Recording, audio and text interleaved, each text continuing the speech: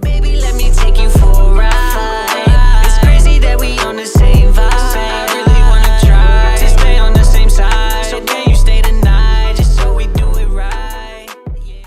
We were just talking about this Instagram video that we saw about a lawsuit that happened with Mountain Dew a long time ago.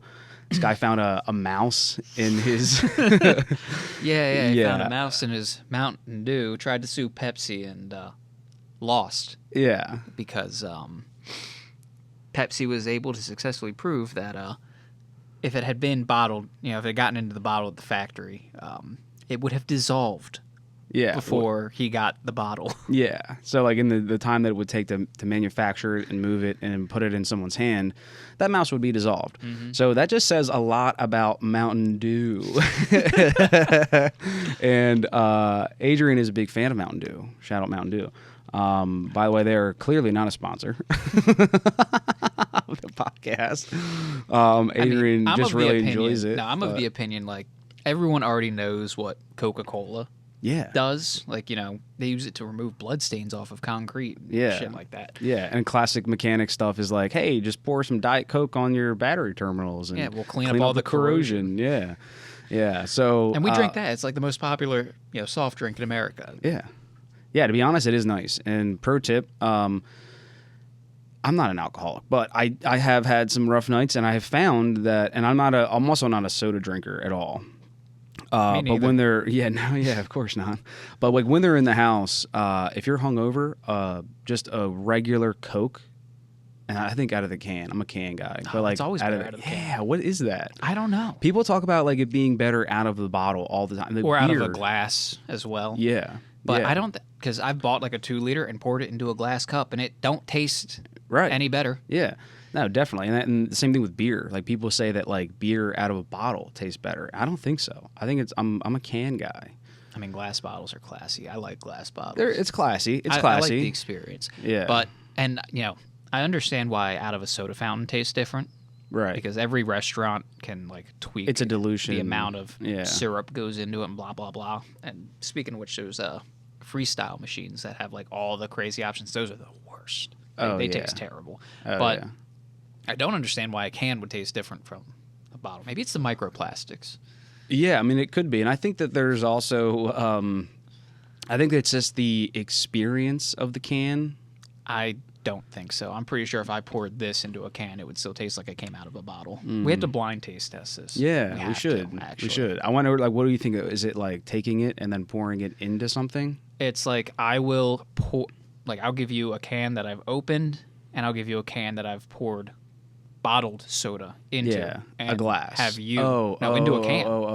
And then vice versa. And just have you, or I guess a glass would be easier. Yeah, well, that's what I was thinking. Like take the two, put them into a glass, and see if they taste any different. But I like that idea too. Is like do it out of a bottle and do it out of a can. There's like a 3-way different. Really, just throw all the variables in. Why not? Yeah, so we're really going to be doing the R&D that people really are curious about. Actually, that's one of a few experiments that we have lined up. The other one is the cucumber lime Gatorade and Mike's Harder cranberry. Yeah, we should do that. We need to find that for anyone who has no clue what I'm talking about. Apparently, if you mix those two together, not sure the ratio, we have to figure that out. Yeah, it tastes. But you can't describe what it tastes like. Yeah, it just tastes. It just tastes. Is the description. Everyone who's tried it online that I've seen just describes it as, it tastes. Causes like a processing error or something in your brain. So that's something I want to try. Yeah. The other thing that we're going to try, and we're going to do this today. Yeah, which is what so when we were looking at this, like that's how this all got brought up. So we saw this Mountain Dew thing and the dissolving of mice and whatever, and so like it was weird, and then somehow you brought up a fun fact about Mountain Dew. Yeah, so Mountain Dew's origin is actually as a liquor mixer specifically for whiskey, or most popularly for whiskey. Yeah. So we have Mountain Dew. Clearly. We have some whiskey. Scotch. So we're gonna see what that's all about. Yeah, and so to any of the like whiskey aficionados out there, I mean this This now, is sacrilege. as high as we hold Monkey Shoulder, I do feel a little bit bad, but it is the best whiskey. So like I mean to me, like I don't know, like to me that I feel look, like if there's any snobs out there, this is like this is your beginner shit. They don't. Yeah, it's middle shelf stuff. We're to not be taking honest. like $1,000 whiskey and Yeah. pouring some Mountain Dew into it. Yeah, fucking Macallan 15 or fucking Glenfiddich. Yeah, so you wanna try to pour that up for us? Let's go. I don't know. Do we do Mountain Dew first? I feel like put the Mountain Dew in first, so that way we get like an idea of like how much Mountain Dew it should be. Does that make sense? I don't know. I think that makes the. I'd rather know how much whiskey I've put in. I also have no idea what the ratio we're going for. Is it 1 to 1? Is it? I got you. Yeah. All right. Well then, let's do that. You gonna look up a recipe? I'm gonna just look up Mountain Dew whiskey. We have Adrian. We have no measuring utensils down here right now. I need a ballpark. Okay.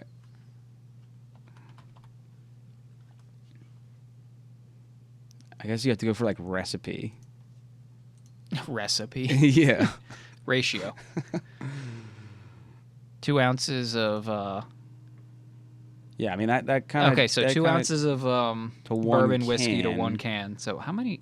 So yeah, so then. So it's mostly Mountain Dew. Yeah, so then I would say just give us a little smidge. I don't know how much. I'm not going to we go need. for a whole glass. Yeah. I'm going to pour some in there and just splash some whiskey in, I guess. Well, then the hard part is splashing the whiskey in. So you want to do like the small first. So we want to do the whiskey first. Yeah, because Okay. just like you said, like you want to know how much whiskey you're putting in.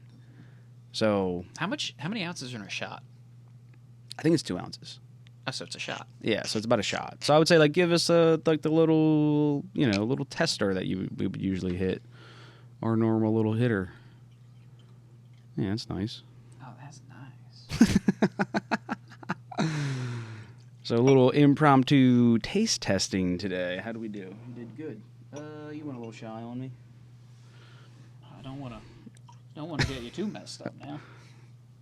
Nah, I'm good. Is that it? Yeah, I'm a low-key professional. I'm low key an alcoholic. Just kidding. I'm not. I swear.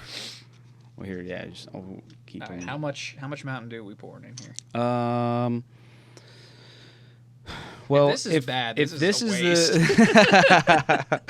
Well, I mean, so luckily it would be more of a waste of Mountain Dew. So Yeah. I mean, look, I think that in this case, we don't want. Because they say 2 ounces to a can. I don't even know if there's 2 cans in here. We might have went a little strong. We may have gone a little strong, so I would say like let's just like bring it up to like just before. Let's drink a little bit of the whiskey because you know what? All right, That's yeah. never a bad thing. Dude, that's never a bad thing. I like that idea. Look at you. Yeah, it's a great idea. Cheers, friend.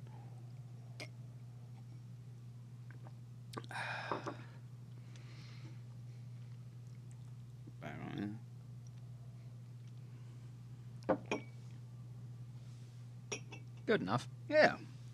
All right. Like 2/3 of the way. Yeah. This is science. Yeah, that's good right there. Just before that, the little hit. So like, keep going. A little more. I'm at an odd angle. Yeah, keep going. I can see it. That's good. Nice. Look All at right. this. Who knows what this is gonna be like? So we'll give it the classic swirl. I wish we had something to stir it with. Give me a sticker. I'm just kidding. I think it'll be. I think it mixed pretty well. Yeah, I think you did pretty good. Well, hey, All right. bring it back in. Bottoms up.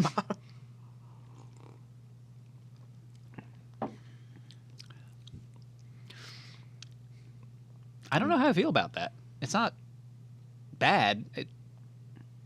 I've got a good whiskey taste on my mouth already. Yeah. It might not have been a good idea to have whiskey first. We'll revisit that as we go. It's Yeah. not bad. Like, I can definitely keep drinking it. I just don't know if it's something I'm going to pursue. But I mean, if you think about it, like it's like Mountain Dew doesn't have a pungent flavor, where like Coca-Cola has a very like almost overwhelming flavor. I I think like Mountain Dew has like a good sweetener to it. Yeah, and it has a little like subtle hints of flavor. Neither one of those, like they seem to blend really well. Yeah. You know, neither one Like a overpowers Sprite. the other. I don't know if I like the result. I mean, I don't dislike it. It's just I don't know if it's something that I'm gonna do again. Yeah. Hang on, let me try some just straight Yeah. Mountain Dew, and then we'll go back to that. Yeah. Although it's probably a bad idea to have either one of these components. You just said that you had a strong whiskey taste on your mouth. Yeah. Yeah. Well, anyway, so we'll let these digest, and we'll continue to keep going here. Adrian, going back in for the next sip. What do you say? What do you say? And the verdict is it tastes exactly the same. No. The verdict is I had too much Mountain Dew flavor Yeah. before drinking that. Yeah. I think we went, to be honest, I think that, like, you know, when it comes to those kind of drinks, like, if you're going to add, like, a shot to it, like, you're not going to taste whiskey, you know? So it depends on, like, what you want. That's what the beauty of a cocktail is. It kind of depends on, like, what you want and, like, being able to, like, kind of doctor it up how you want. So, Yeah. like, personally me, and unfortunately me, which is why I don't get into cocktails too much, is that I like to be able to taste what I'm drinking. and so, like, as soon as you, like, start adding something else to it that, like, makes that ride a little smoother, it's like, bro, that's a crazy ride. Yeah, I mean, I will say that smooths it way the hell out. Like, Exactly. That's what I'm trying to Like, if you explain. didn't- Like, but dude, there's still whiskey. I mean, there's not enough whiskey. I think we did too much. I don't We think. we did what the recipe I said. think we got the ratio right, but you know, you're supposed to have an entire shot in an entire can. We had like a half shot in, a half a can, if or that. like if that. Yeah. But the thing is, like, that isn't bitey at all. Like, it doesn't bite. It doesn't Right. burn. Yeah. So if I had a bunch of those, like, I could slam that down and not even realize Yeah. how much alcohol I've drank. Yeah. Yeah. Right. If you scaled it up, if you had like 3 of those, you've now had 3 shots. Yeah. You know. Yeah. So it's kind of one of those things where it's like, yeah, it sneaks up on you. So what's so funny about that is that I was just talking to Holly about that. So with drinks like this, specifically, I like the vodka sodas. So Shout out Emilio. shout out to Emilio. Yeah, shout out to Emilio. So I started making them at home one night, and there's something to it that I'm just not familiar with, and I think I finally put my finger on it. So I like beer, specifically IPAs and that kind of the sorts. Gross. So yes, thank you. Yeah, but and I like red wine, and I like whiskey. And so all of those things, like when you drink it, like you know that you're drinking them, you know, for better or worse. Like you know that you're drinking them. And then so like specifically with beer, like generally speaking, like you can't just like chug an IPA. Like you're gonna feel it after a while. So it's like one of these things where you can take a good sip or even like a gulp and then like know you did something. And there's such a complex flavor to it as well. Where Yeah, like bitter and hop. Yeah, which I enjoy, but then like you get this like satisfaction from it, where like you kind of feel like you've tasted something, you know, and then like you're good, like you're satiated per se. So the opposite happens with like a vodka soda, where like you don't really taste anything. It's No. almost like water. It's Yeah. weird how crazy the water just covers the flavor of Yeah. vodka, because vodka's got a very distinct flavor. Yeah, especially if you have a nice vodka, like it's kind of crazy. If you have a shit vodka, it tastes like gasoline. Yeah, or like just permanent marker is like how I always refer to it. But so yeah, so like just drinking something like that, like now it's like I can just like I can take a few sips and then be like, I could have another sip and another sip. Like there's like nothing that stops me from just Yeah. keeping the drinking going, and then you get way too drunk. Yeah, and I feel like that has potential to do it as well. Oh yeah, for sure. What we've for sure. What Also, we've just created here. yeah. Also, like you've got, you know, what's the thing? It's like 45 grams of sugar. Oh, well, we're drinking alcohol. I don't care about health benefits with that. Well, no, but I just mean that like in the sense of like, I mean, how much of something do you want to drink? You know, like how many cans of soda do you want to drink while you're getting intoxicated? That's a bad question. Don't answer that. Because you're not going to answer it the way I want you to. You're like, I don't see a problem at all. It's No, like two birds, one stone. No, I know I drank way too much soda and I need to drink more water, but I knew somebody. I actually worked with somebody who would go through like an entire case, if not more, of Mountain Dew a day. Yeah. Like 24 cans and then some. Yeah, that's pretty crazy. Yeah, I've known people who like wake up in the morning and just crack a Diet Coke. Oh, me? Well, actually, yes, you. That is true. I didn't even realize that I was saying it like when I said it, but like, yeah, no, but it's different for like the person I'm referring to. They actually like wake up, and it's like coffee, where like if they didn't have it, they're cranky and they're mad and they're irritable. Yeah, I've had a morning just soda like it. out of convenience more than anything. It was just like, oh man, I don't have time to stop at Wawa to get a drink, and this is all I have in my fridge right now. Yeah. All right. Yeah, a little shot of caffeine, a little shot of sugar. Is there caffeine in Mountain Dew? A lot. Oh, okay. Yeah, so there you go. That's what it was kind of known for. Yeah. That's why my parents didn't let me drink it for the longest time when I was a kid. Well, that's what's so interesting about Sprite. It has no caffeine. Yeah. That was the soda that my parents wanted me to drink most. Yeah. If I drank a soda. I mean, you remember, they limited me to like 1 can a day. Yeah. Rightfully so, Period. dude. Rightfully so. I have no issue with that. Yeah. I completely threw that out the window, but... Yeah. But, I don't hold them or hold it against them at all. I understand exactly why they did it. Yeah. And like I said, I drink way too much soda. I need to drink less. Yeah. Yeah, for sure. Yeah, it's soda's a weird one, but I've decided I would to say supplement my soda intake with some chalky milk. I mean, it depends on Getting that calcium. Well, I mean, like, milk is not bad, but like, and there's a lot of good ways to get, your chalky milk these days. You can get like protein chocolate milks that have like low sugar and stuff. Yeah, what's it called? I've been drinking Premier Fairlife, I think. Oh, yeah. Which dude, is like the low Fairlife sugar, is the and shit. I think it's got like protein, Mm-hmm. if I remember correctly. I don't know. It's one of the few that I can find like very readily, very easily that's lactose free, so I don't end up shitting myself after drinking it. Yeah. Lactose intolerance. I'm gonna tell you, I'm not really enjoying Mountain Dew. In your whiskey? I feel like, somebody just put whiskey in my Mountain Dew, and I just don't like Mountain Dew as much as I remember I did. I think you're just not liking it mixed with whiskey. It could be. No, I don't really taste whiskey in it. I'm really just tasting Mountain well, Dew. then we can fix that. Yeah, well, I think what I'm gonna do is I'm just gonna like get rid of this now, so I can just like stop Stop plaguing fucking me. around and just get right into the whiskey. So here we are, just chugging stuff on the pod, but we have got more to talk about today. So what the hell is next?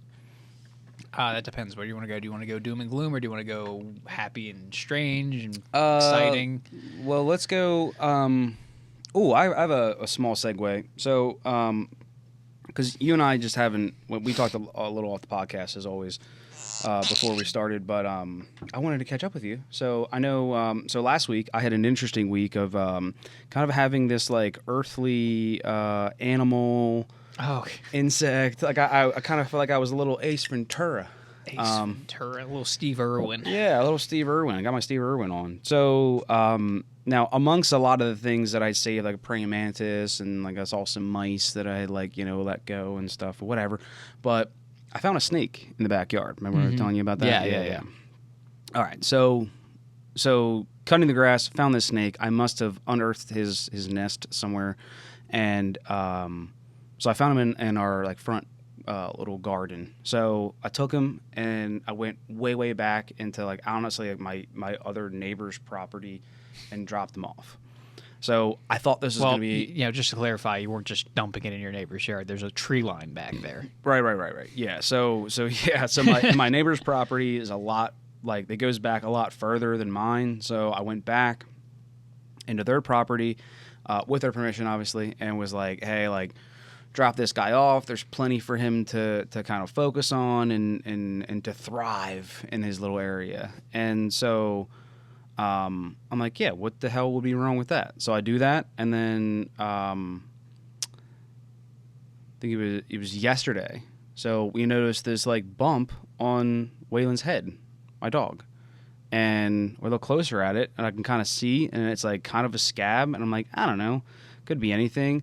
Like an hour later, he scratched at it and reveals the snake bite. Like a fucking, that snake fucking bit him in the head. And I'm like, what the fuck? How the fuck? I mean, obviously, please, like, anyone, leave me alone here. Like, obviously, I know snakes can travel, but I went pretty far. And I just, like, what are the freaking odds that, like, all the property that I have, that snake found its way back and bit Waylon? Like, it's crazy, dude. I'm like, what the fuck? So, turns out... No mercy. Yeah. So, it turns out that snake's not venomous. So that's good. He's alive and well. You know what's funny? You told me about that, and we decided to like try to figure it out because you had a picture of it. Yeah. And we're like doing some Googling, and Yeah. I remember I Googled common snakes in PA. Yeah. And one of the results And a lot of snakes. Yeah, there were a lot of snakes, but one of the results was common American toad. Which is weird. Because it's not really... That's not a snake. not a snake, last bro. I checked. Google's really going down the shitter, which is a perfect segue for another topic. Yeah. So I saw an article pop up, or like a post or something that Yeah. looked into it a little bit, about why Google sucks now. When you search, like everything's all sponsored, and then the results you want aren't there. Forum posts, which are like really great for finding information, get like pushed way down. Because you remember like when we were 16, like fucking around with cars and all that, we'd Google something about like our Civic or our Integra or whatever, and like Honda Tech would be like the first result. Oh, yeah. And now if you Google like problems, it's like nothing useful. Yeah. And so that is the... I mean, I don't want to blame it entirely on him, but like that's probably mostly the fault of one guy, Prabhakar Raghavan. I mean, I'm probably butchering that. It's an Indian name, and I'm just awful with pronouncing foreign names. Yeah, what's his position in the company? So he is now head of search at Google. Okay. He was head of ads. Mm. And in 2019... the ads department started like kind of raising a stink about a lack of growth in when it came to like Google searches, that people weren't searching enough basically. And essentially that was because I think the guy's name was like Ben Gomez or Gomes. He was the old head of search, and he's been at Google like since the beginning. And basically what it boiled down to was search was kind of just too good under his leadership. This Ben guy, search was just, it gave you what you wanted the first time. Even if you spelled shit wrong, whatever, it figured it out, gave you the results you were looking for. Oh, okay. So it wasn't that people like not necessarily not searching enough, but they didn't spend enough time searching. Yeah. Yeah. So ads is raising a stink. Like, we're not seeing enough growth from our search division. Right, yeah. So And- because the more you search, the more you click, the more ads that you end up Yes. finding. Whoa. So Ben, the good guy here is like, well, yeah, we're doing we can't good. hit these numbers without like intentionally making search worse.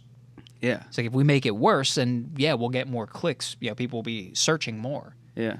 Like, it wasn't just like ad clicks. It was like literally people were not using search enough because they'd use it once, get their result, and leave. Yeah. So Which is like the golden eras of like Google being a really good thing. yeah, It was right up like- until like COVID, Yeah. Yeah, I kind of feel like, because 2019 ladies and gentlemen, was when Ben got pushed to I'm just another. kidding. No conspiracies.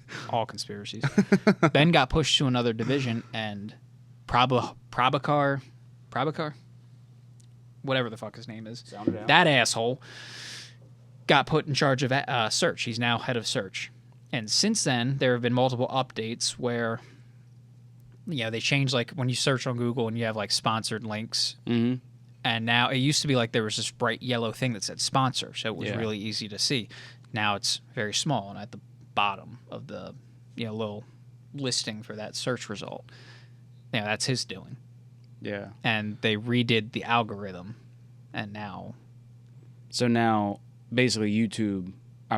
Fuck. Google. Now Google is It's not it's- nearly as good as it used to be. if I wanted to be overly reductive, Google is worse so that you use it more because you don't get the results the first time. Yeah, and like so they're trying to so the idea was that they're trying to play with that balance with like they don't want it to be like in something that's so bad that you can't use it That because, drives like, people away. Right. Yeah. Yeah. They are literally trying to find the perfect balance of making it just shitty enough to be frustrating and that you have to use it over and over again, but not so shitty that you jump ship and abandon it. Yeah. And something tells me they're going to push too far and then have to course correct. Yeah. Because if you notice, just the general economy, period. Well, I mean, we all know about greedflation. Of course. And, you know, McDonald's for the first time in forever saw sales shrinkage because, you know, a McChicken's $2. $3 now, I think, is what I hear. Yeah. And, I'm not a McDonald's guy. McDonald's is no longer fast, cheap, and convenient. Yeah. It's just cheap. I mean, it's just fast and convenient. And shitty. And still shitty. Like, you know, you get like two meals, and it's like $20-something. Yeah. So there's a bit of a market correction going on there where people are no longer buying McDonald's because it's not cheap anymore. Like, they forgot their place. You make shit food that I will pay the bare minimum for. Yeah. That's what. Never mind that I had McDonald's today. They were the only place open at like 12:30 in the morning, all right? But you need to buy groceries. Still, they saw sales shrinkage. So yeah, Google's playing that game, and every fucking company that plays this game will cross that line and have to go back. Yeah. So maybe we'll see a brief period where Google gets a little bit better, but it'll never be as good as it was because that Ben Gomez guy was like, again, he was there from the beginning. He was principled. He was like, we need to make search as good as it can be. Yeah. We want Google to be like a net good for humanity. Yeah. And this guy who was head of ads is like, we need to make more money. Yeah. We need to hit growth targets. Yeah. Yeah, and then boom, then after he does that, like now he's like the head of search. And it's like, what? Like, yeah, Ben got pushed to another department. Yeah. He got pushed out of search. Yeah, and you explained it as him failing forward. Oh, yeah, yeah. So this Prabhakar Raghavan's resume is interesting. To the older audience out there, you may remember that Yahoo search used to be relevant. You know, Yahoo at all used to be relevant, and now it's not. And well, it experienced the sharpest decline under his lead. He wasn't like CEO, but he was in charge of like revolutionizing and like making Yahoo like a real Google competitor. And well, now Yahoo's no longer there. Yeah. Yeah, exactly. So he was responsible for making sure that Yahoo was a good thing, and it failed. And now he's at Google. Yeah. Doing the same thing. Yeah. I mean, Google's kind of one of those things that's like too big to fail, and I don't mean that like they're going to get bailed out by the government, but I mean they're so all-encompassing and everywhere. Like there's no one's going to stop. Small chance of failure for them. Yeah, yeah. But yeah, I mean, there's like some other search engines for sure. Bing. Yeah, Bing. I mean, but also like DuckDuckGo, which I'm a fan of. DuckDuckGo uses Bing. There are two styles of search engines. There's crawler types and there's meta types. Well, so my thing is that like the main difference is that when I use DuckDuckGo, I'm not getting any sponsored ads. Yeah. So like that is enough for me to go like, okay, I'm getting this. what I searched. Like whatever I searched for is what I'm getting, and I like that. I think that's not too much to ask for. It is for Google. Yeah, apparently. I mean, and you know, it's like, I guess all of these companies have to make money, but like, I don't know. Clearly, it doesn't need to be to this extent. Google is everywhere. Okay, they can afford to be quality. Yeah. I mean, if they have a little tighter margins because they stopped fucking around. Well, and, hey, like, we've talked wanted to, about like, this. Not put in ads. Line goes up. Yeah. Line go up. Yeah. Always line go up. I know, dude. You cannot stagnate, even if you're profitable. You cannot stagnate. I know. I fucking hate that. Like, and I wish, like, do you ever like imagine a world where that stigma can just go away, or is that just something that like where you're gonna find DuckDuckGos and other companies that are just satisfied in a good product? and just never having the trading stock exchange numbers that they do. Private companies. Yeah, right. So like exactly like private companies having like smaller businesses, like I mean, because like that's what is good about a marketplace and being able to like kind of choose through different things and like having that option to choose. See, capitalism is based in the idea that if someone makes something better or someone does something better, they'll prevail. So if theoretically, if Google shitifies itself enough, Bing or DuckDuckGo or whatever other Yahoo even could step in and knock them out. But the issue is once a company reaches like a certain critical mass, there's no nothing. going You up. can't unseat them.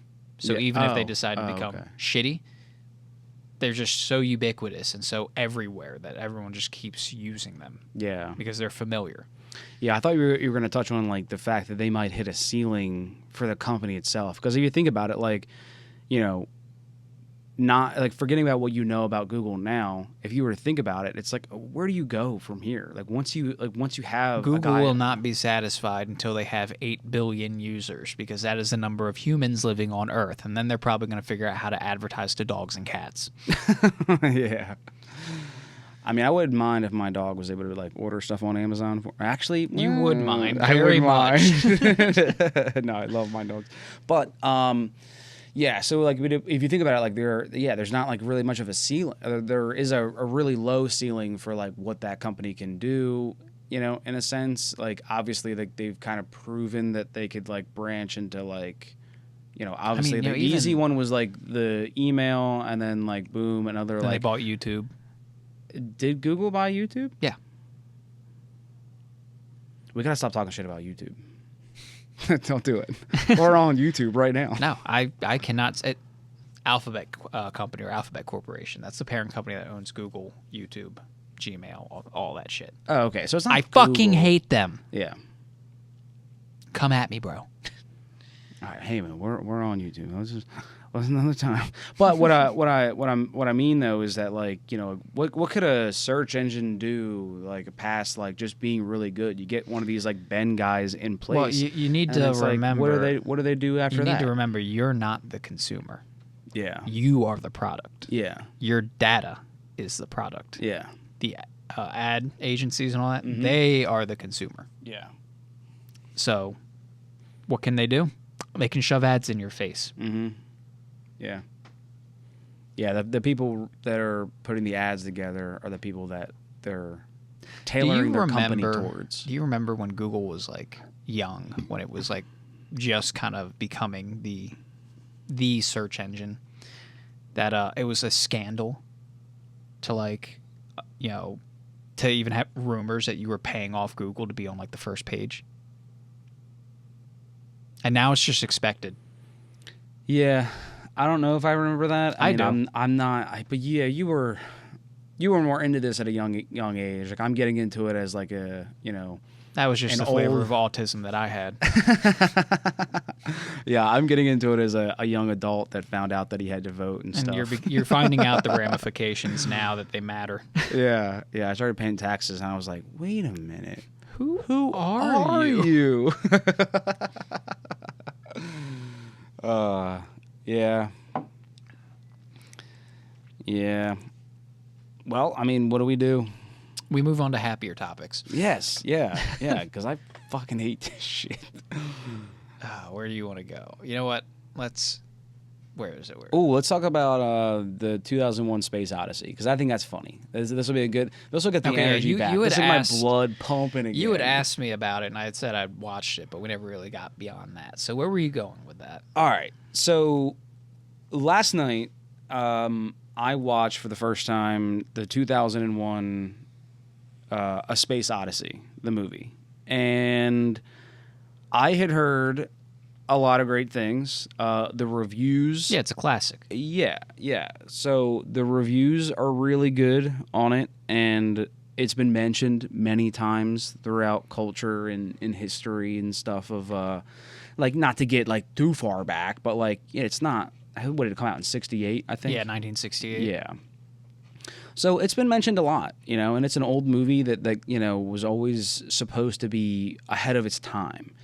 And so as far as it being a cinematic production, it was seriously ahead of its time. No, and I'd honestly, say the effects, and they're all practical effects because computer it didn't effects didn't exactly exist, but Yeah. they hold up. Yeah, They still look good today. Yeah. No, 100%. Like I think And it's not even just like, it looks really good for 1960. No, like it still straight up looks great today. Right. Yeah. No, if that movie came out today, you would be like, okay, the budget might have been a little low, but exactly. it's pretty good. Yeah, the budget may have been a little low, but that's fucking good, dude.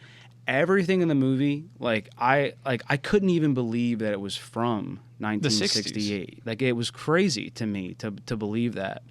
Also, Now, the atmosphere and how the actors talk is a lot more real than a lot of these older movies that I've seen.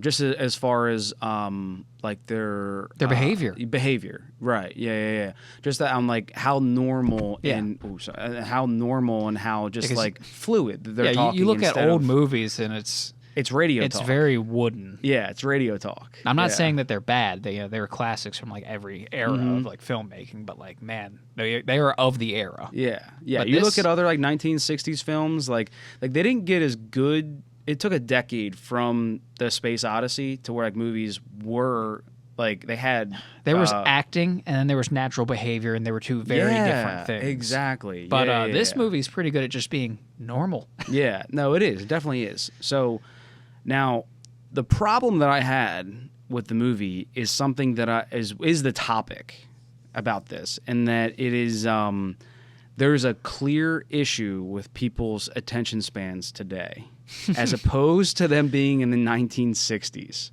What do you mean? So, how do you mean? I don't know how long ago you watched this movie. It's been over a year since I watched it. Okay, so then you should know what I'm talking about. Bro, for the first fucking 20 minutes of the movie, it's a bunch of monkeys, which is... That's an iconic opening scene. Yes.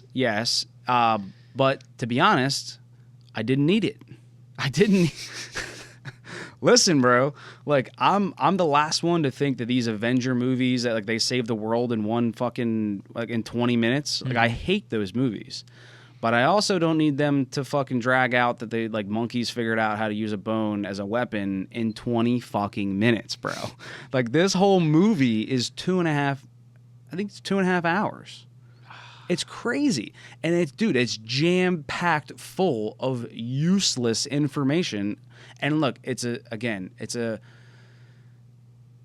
good representation of like what it would look like if things had to happen in space and as you're doing them. But like there's literally like the little craft moving out of the main ship and the little pod and going to this thing.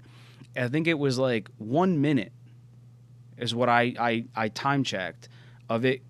The door opening, the scene starting. Yeah, you're right. And of it opening, you're right. This going. is definitely an issue of modern day attention span. Yeah, you're bitching about a 1 minute sequence. Yes, yeah, exactly. So so as I'm bitching about it, I'm realizing I'm like, dude, back in the day in the 1960s, people were on the edge of their fucking for seats, sure, bro. That movie was revolutionary. Yeah, man. And then so like to be honest, I had to fast forward through a lot of it, and that's how I figured out that these scenes were taking so long because you fast forwarded a little bit, dude. Because like look, like when I see the pod coming out. Okay, all we need to do is now see its destination. Okay, jump cut to it getting there. Yeah, exactly. So I wasn't like I fast forwarded 20 minutes and got through. No. But I'm like, it's part of the pacing. It's supposed to be know. slow. It's supposed to drag on so when shit happens, it's impactful. And as it turns out, you were very right. Because when we finished the movie, I was so lost. I felt like I had no information. And that's normal.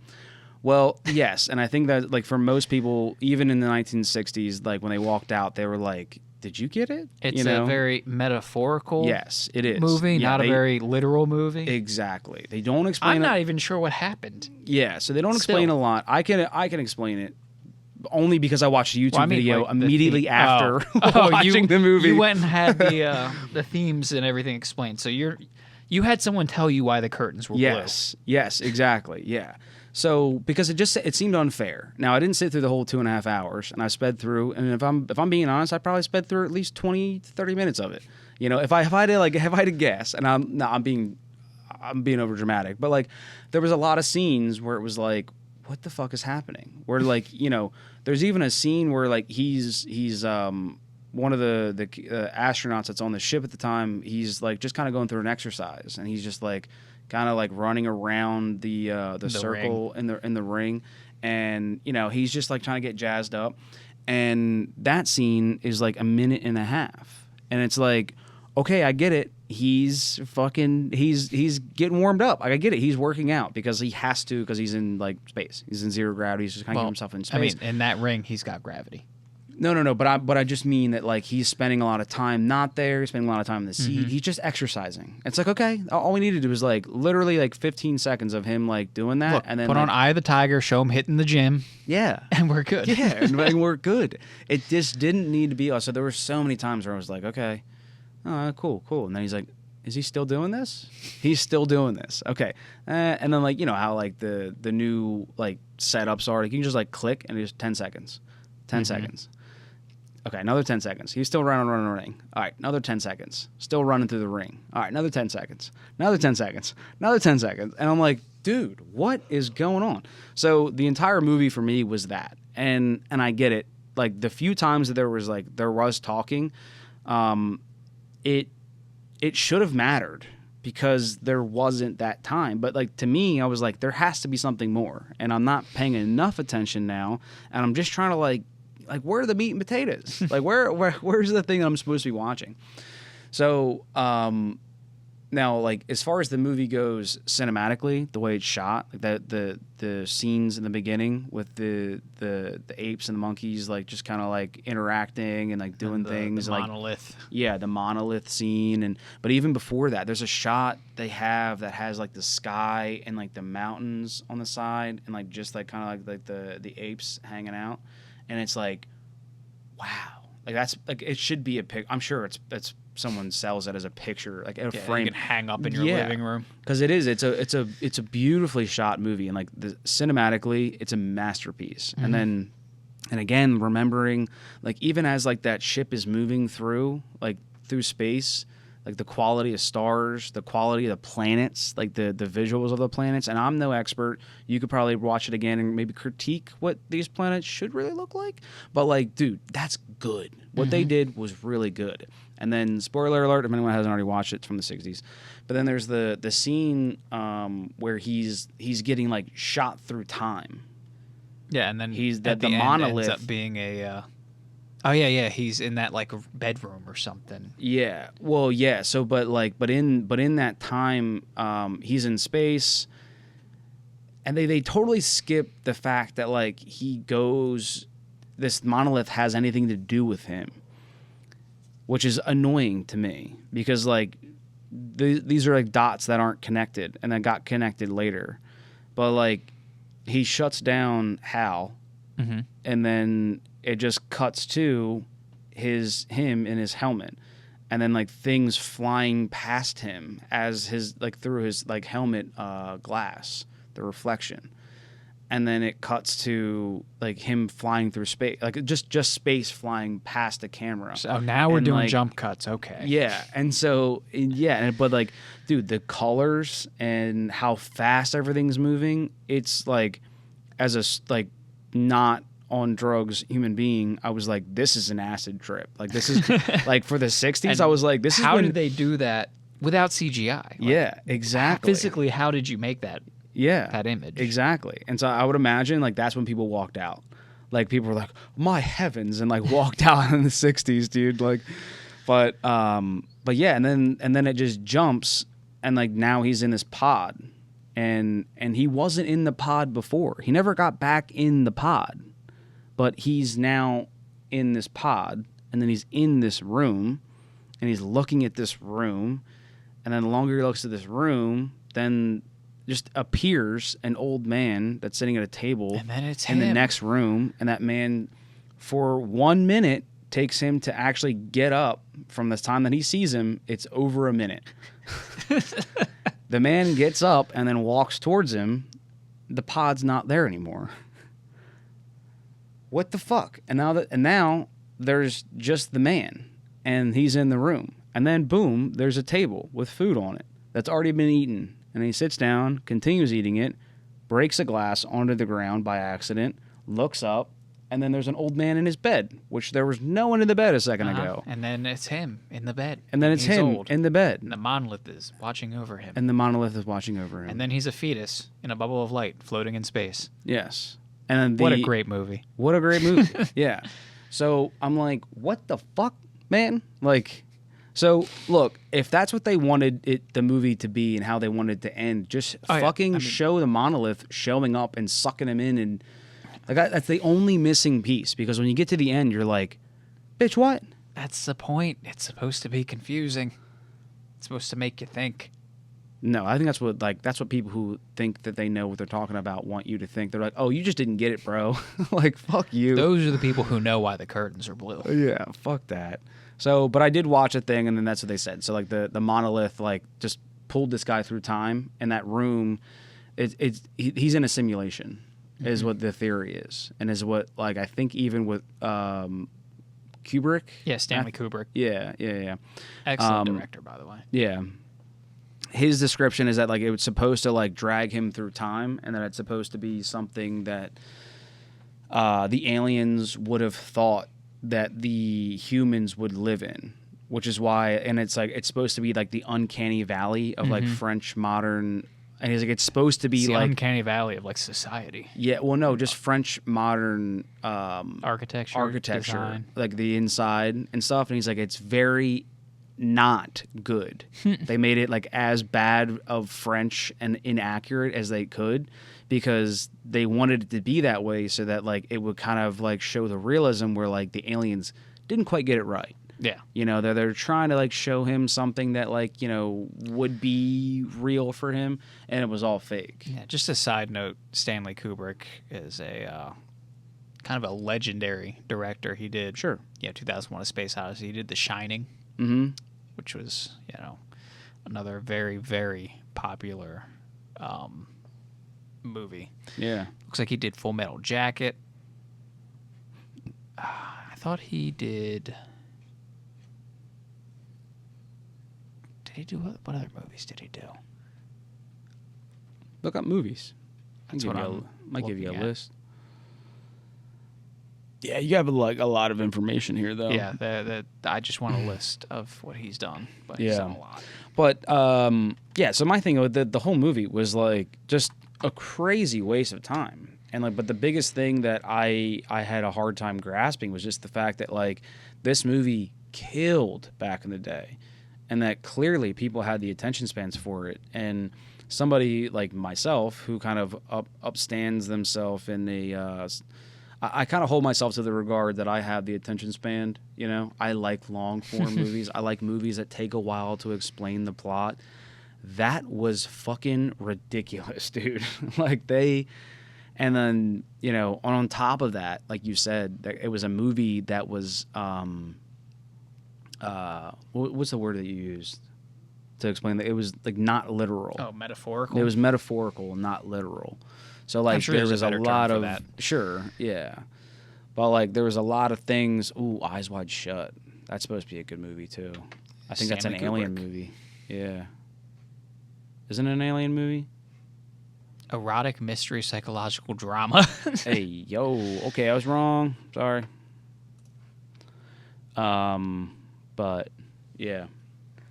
Yeah, no, it's a good director. It's a great guy, and I think the movie was supposed to have aliens in it, but after he started doing it, he was like, I don't want to like spoil it with aliens, which is like the same narrative that you were kind of portraying that the movie had, where he's like, if I give it aliens, like now everybody knows what it's all about. Like he wanted it to be vague. But yeah, I mean, it's a trip, and if you got 2.5 hours, it's worth a watch. You know, it's like it's a good time. You know? It is. And they have like a picture phone at the beginning. Oh, Remember that scene? How'd they predict that? Yeah, but like it's you know, he's sitting in this like little cubicle or this like little pod thing that like almost like they have like pods today, where like they have those little conversation pods, you know.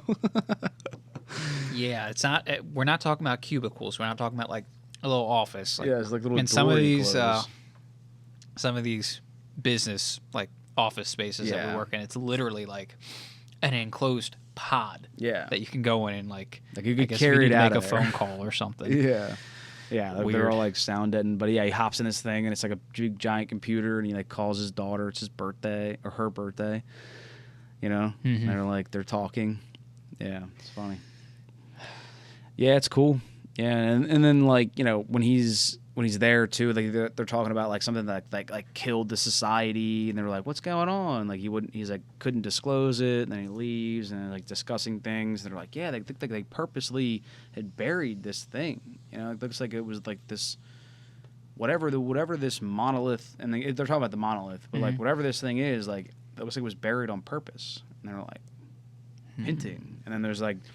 Other than that, then there's like one other like conference where they're all sitting in a room, and then they're talking about the news, like kind of putting out a headline, making like their mission look bad, and they're like, well, what do we do? You know, because like they know it's a bad mission, you know, and then the only other talking other than that is Hal fucking killing everybody, trying to, and then they shut down Hal, and then the acid trip starts. starts. Yeah, dude. Yeah, so it's an odd movie. Give it a shot. I don't know. There's my my crazy segue. There's my cinematic review of 2001: A Space Yeah, Odyssey. that was a pretty shitty review, but I mean, if you got anything from it, you're welcome.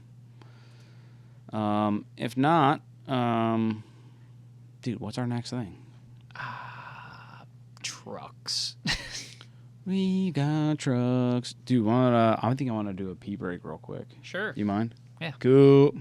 Pee break. Bye. You were explaining to me what this was it. Dakar. Dakar Racing trucks from the original Dakar Rally. So let me just pull this up because I don't want to get this wrong. But the Dakar Rally. So one of the Dakar Rally is a famous endurance race, basically off-road. I think Baja 1000, but like I think it was originally in Europe. It was a French rally, and originally went from Paris to Dakar in Africa, I think. Which is how it gets the name Dakar. Yes. And nowadays, I think it's actually in South America, or it's in the Middle East. Oh, no, it's in the Middle East now. It was in South America until 2019. Okay. They've moved it as, Yeah. political unrest and other such things have happened throughout history. This rally started in like 1979. Yeah.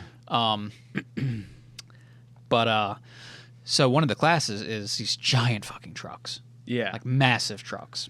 Not like semis. They're all, kind of one piece, but still they're full size Yeah. big fucking trucks. Yeah. And they absolutely fucking rip. Yeah. I we love them. I don't know. Can you pull up like an image of it so that we don't like do like a copyright thing? Because like we have a YouTube video that I kind of wanted to like just play for We a might little just bit. watch that off the pod. Well, Like- I mean, just play it like low volume so that like you and I can just kind of react. Yeah, to there's it. a good picture. Yeah. All right, here you go. Yeah, there it goes. Just absolutely ripping Yeah. up the dunes, flying, airborne. These things haul ass. They're great. Yeah. So, one of my favorite classes of racing, just because it's hilarious. Watching Yeah. this giant truck. Yeah, these like 1,200 horsepower diesel turbocharged engines just pushing. I mean, like I would 10,000 plus, Yeah. 20,000. I don't even know how heavy these are. Yeah, with like the majority of these being a cab over, I would consider them being like a large box truck that's been just jacked on like steroids. Like it's like, big suspension, and it has like, the big box. Now, I would be curious to see what's inside. What's in the back? Well, I was going to get to that. Okay. So, these Is trucks, it all Red Bull? These, yeah, that's how Red Bull gets to the stores, and that's why they're always stocked, never empty. These things are hauling ass down the streets, dropping off your Red Bull. Red Bull has wings. Yeah, Red Bull gives these fucking trucks wings. Yeah. But these trucks have a neat origin story. So, the Dakar Rally was originally for rally cars. Yeah. The whole point is to get from here to there as fast as possible. Yeah. But there was this weird rule where if your car broke down on the trail, you weren't allowed to have any like support or any help unless it was from a competitor. Ooh. So what did these teams do? Put all their mechanics. They made friends? They put their mechanics in a truck and entered the truck into the race Oh, to shit. follow. And, if you want to not lose much time, your truck's got to be fucking fast. Oh, wait, so you can be a part of the same team, but also technically you're still a competitor. I think. They might have even just been like A different separate teams, but Yeah, but you're only in this. But you're in the only race. in this race because you have to be a support vehicle. yeah. Yeah. You're never not allowed to have support. Your support can only Yeah. be a competitor. Yeah. But hey, you have to But hey, keep if up. your support's competing, Yeah. and to lose as little time as possible, if your car breaks, you want your truck right behind you. So how do we do that, Adrian? We make the trucks fast as fuck. And it wasn't just that. Like, you and me were mechanics for a little bit. Yeah. And, we like cars. If you and me were on different teams with high-powered trucks, we're fucking racing. Dude, fuck yeah. So the mechanics would start hopping up the trucks. fuck yeah. Yeah. And eventually, the organizers of the rally were like, fine, this is its own class now. Yeah, we love this so much, and you guys have been so competitive with your trucks. Let's make it its own class. Yeah. Man, that's crazy. What a cool history. I love that, like, that's something that just organically happened. Like, Yeah, it's like NASCAR. yeah, 100%. Yeah, Yeah, Just- 100%. I bootleg my, moonshine. I got a fast car. You bootleg moonshine. You got a fast car. Let's see who's faster. Yeah. It's like, no, I'm faster. It's like, I've never been called. I'm like, oh, yeah, no, I'm faster. It's like, man, my truck runs just as fast as our rally car. It's like, my truck's faster than our rally car. Yeah, prove it. I Oh, love these yeah, it's things, so though. cool. Let's do a couple more. I want to kind of just show. Like, Yeah, dude, there's some they're non-cab so overs. good. bombing Red through Bull. Yeah. dunes. Oh, dude, hit the one up in the air. Oh, that's so cool, man. Like, these things are fucking cool. It's wild. Yeah, it's a cool thing, and of course, so with all these like racing stuff that goes on, how much of a race is there? What the So I mean, how competitive is this racing? Would you say? I mean, I don't really follow it too Yeah. closely. I just like watching the trucks, all the Yeah. highlight reels of these trucks. Fucking Yeah, I was but, gonna like, say because I kind of wanted to watch the video myself, just because like, and again, we'll keep it on low, we'll keep it off cam, but like, I just kind of wanted to watch it because like, I'm like, dude, how hard are they going? I don't know. This might be just a fun video. yeah, that's just like a highlight of like crazy stunts Yeah. people have done in them. But I wonder if they had. Yeah. I mean, Yeah, because I mean, I just like I can best just of only. truck Dakar 2019. This would have been like the last race in South America, I guess. 'cause Yeah. they switched after that. Yeah. So, because like I would just. Oh, okay. So like this is. It's a rally race, so it's done in stages. They stage them one by one to go. Yeah. But like I said, this is like kind of like the Baja 1000, where they're racing through like deserts, through like Right. So the course is pretty wide. pretty That's wide, pretty yeah. long, Yeah. pretty intense. Shit breaks. Okay. Yeah, because that's what I was also curious about. No, they're is- not like racing side by side, banging doors. Dude, that's what I'm worried about. I'm like, because like when I think of like rally racing, I think of it being like, Down those narrow roads. bro, yeah. I think of it being, oh, that one flipped. Ooh, that's He brutal. didn't even flip. He just plowed through the dune and then fell over. I mean, he took that was a small tumble, dude. I can't imagine. And it's crazy. These things have roll cages. Like it's just oh my god, dude, bro. The race, all of this like stuff that they do in the dunes is like the most dangerous thing. Like the Baja, what is it? Baja what? Baja 1000. 1000. Like I think they stopped it, didn't they? I don't know. I think they stopped it because it was, at least they stopped it going through Mexico because it was so fucking dangerous and they had no way of actually Jesus. they had no way of regulating it in Mexico because Red they Bull have flying they right have like by. fucking no, they have no laws there. So like there was no way to like enforce where people could be and like what they could do while they were there. So people would just be drunk and they would like set up a tent in the middle of the fucking track because it's just a desert. And they have no idea that they're on track. 1,000 miles of desert. Yeah. So a lot of people die at these things.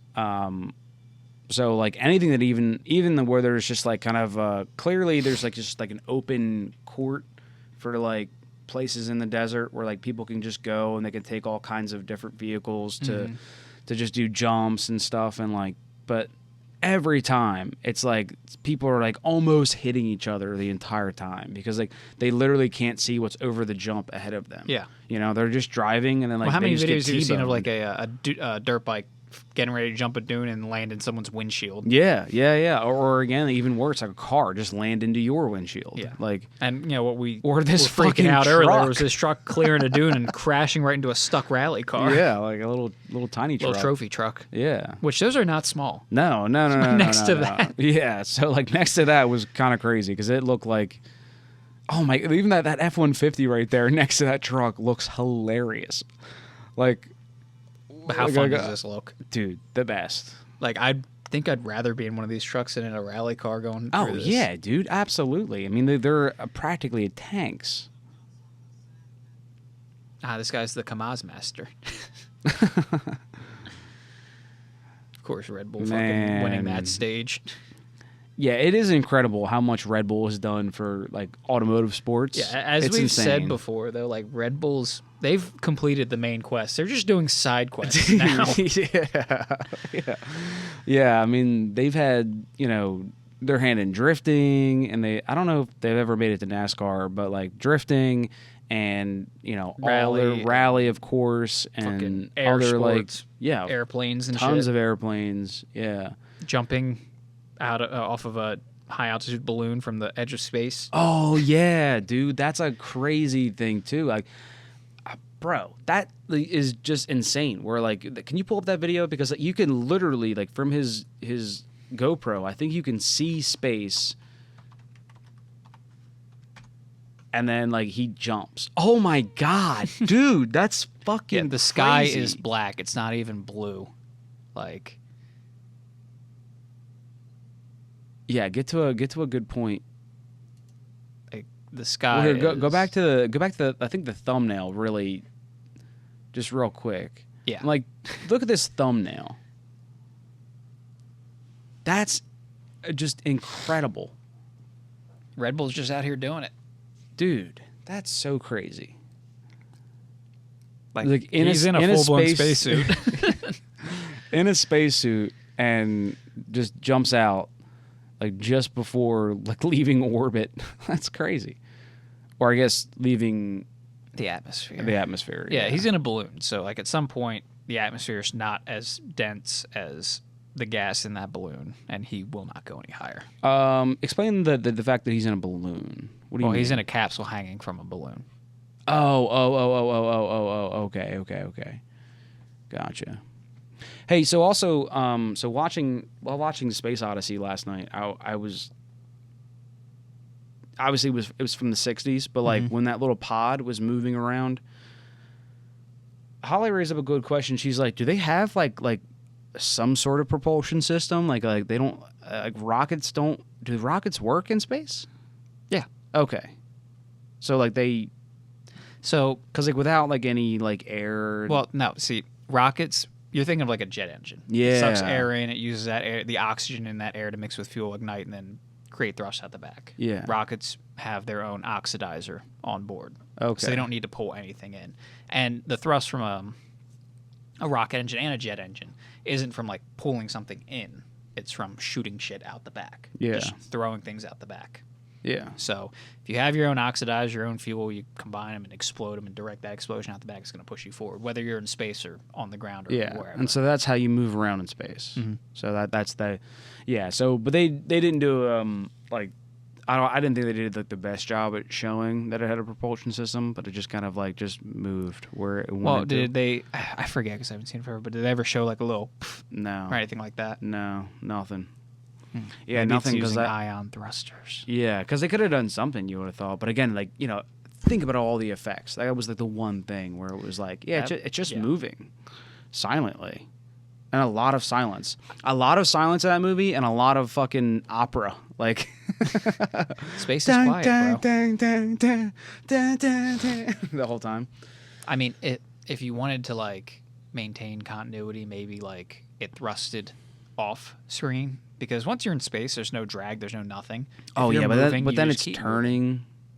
It's turning and Theoretically, oscillating. You could rotate without any thrust using gyroscopes.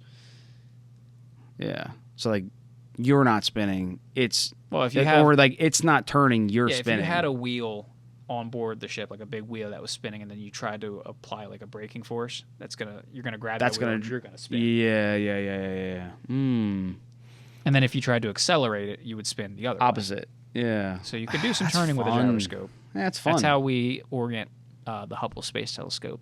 Mm. It's got like 3 gyroscopes. I think 2 of them have failed. Yeah. So we're struggling with the Hubble Yeah. Space Telescope. It's at the end of its life relatively soon if we can't get up there to replace those gyroscopes. Yeah. Which is sad. Yeah. Dude, how about the James Webb Telescope? That's brand new.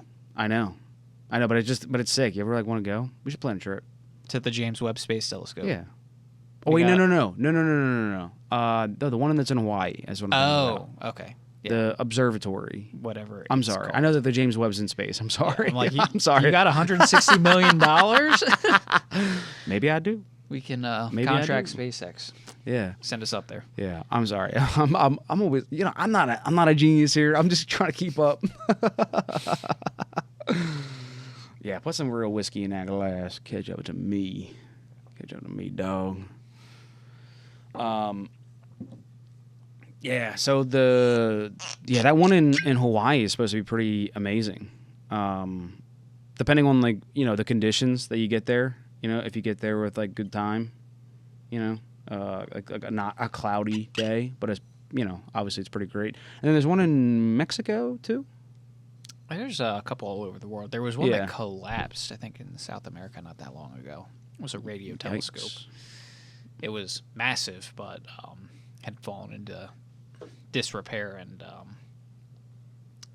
I think the center point of it that actually like reflected the radio or directed the beam out.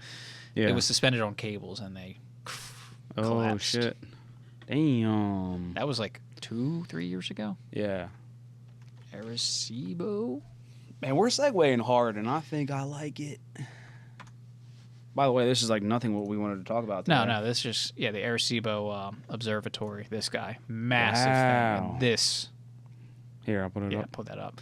And this like antenna right here in the center, because you got your reflector dish down here. Whoa. This collapsed in. They caught it on video, like the surveillance cameras. Shit. But yeah, Oh, and so now it's all smashed up. yep. Damn. I think it was functional up until the end too, which is the sad part.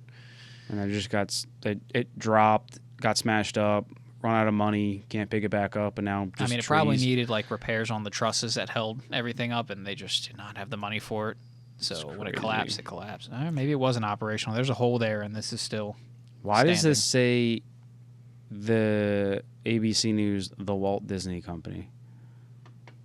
Did I not know that the ABC News is a Disney corporation? Did neither of us know this? Because that just popped up as because like it like legally had to. Like that has nothing to do with Disney. Yeah, I guess. Oh no, brother. What the fuck? Why does Disney own the news? The House of Mouse owns all. Why does Disney own the news? Fuck. God, we're all fucked. Well, Everybody hey. calm down. Don't panic yet. Speaking of Disney, We're going to be fine. Yeah, speaking of Disney. how about that? That was lawsuit? a weird fucking segue. That was a pure chance segue. Fucking damn it. ABC News. You guys got bought up by Disney? And y'all didn't tell nobody? You guys are the news. Report it. In other news, we've been bought by Disney. Whatever. We're already over it, too. We don't even care. Fine, Disney. Own it. We don't care. Anyway. It's not like we can sue you. I have Disney Plus. Such a great segue. We're so good at this. So good at this. Go off, King. So yeah, well, you were the one who actually brought this up. I did actually, yeah. But there was a couple that was vacationing at was it Disney World or Disneyland? I think it was. Yeah, Disney World. Okay. Yeah, what I was gonna say, whatever the one that was like the fun one. Well, they're both fun. They're both magical. But Disney World is the newer one in Florida, the bigger one. But do they both have this castle? Yes. That's like part of the Disney World experience, the Disney park experience. Like every Disney park around the world has a castle. What? I thought like one was like apricot. Epcot? Yeah, that one. Yeah, the fruit. Anyway. Walt Disney's Got Vegetables. Yeah, so a couple was at Disney World, and the wife expressed to the restaurant they were eating at that she had very severe allergies to dairy and nuts, and she was assured that her food would not have that, and then she ended up having a severe allergic reaction and unfortunately passing away. Yeah. So the husband is understandably trying to sue. And the headlines that have been going, absolutely everywhere is that he can't sue because Disney has a clause in its Disney Plus streaming service that any and all issues with the company are brought to arbitration and not brought before court. Which, in layman terms, what is... I'm not sure what the arbitration process is. All I know is that it's not done in front of like a judge. Okay. So I feel like this lets them really strong arm you. Yeah, it lets it be quiet. Yeah. If anything, to be taken Well, away. again, and you're not in front of a judge, so like if they just pull you to the side and go, "Hey, we're going to give you a voucher, and you're going to be happy." Yeah. Like, what's your legal recourse? You're not in front of a judge. You can't go like, "The fuck." Yeah. You go, wait a minute. I get no wait passes to Disney. You didn't say that. Okay.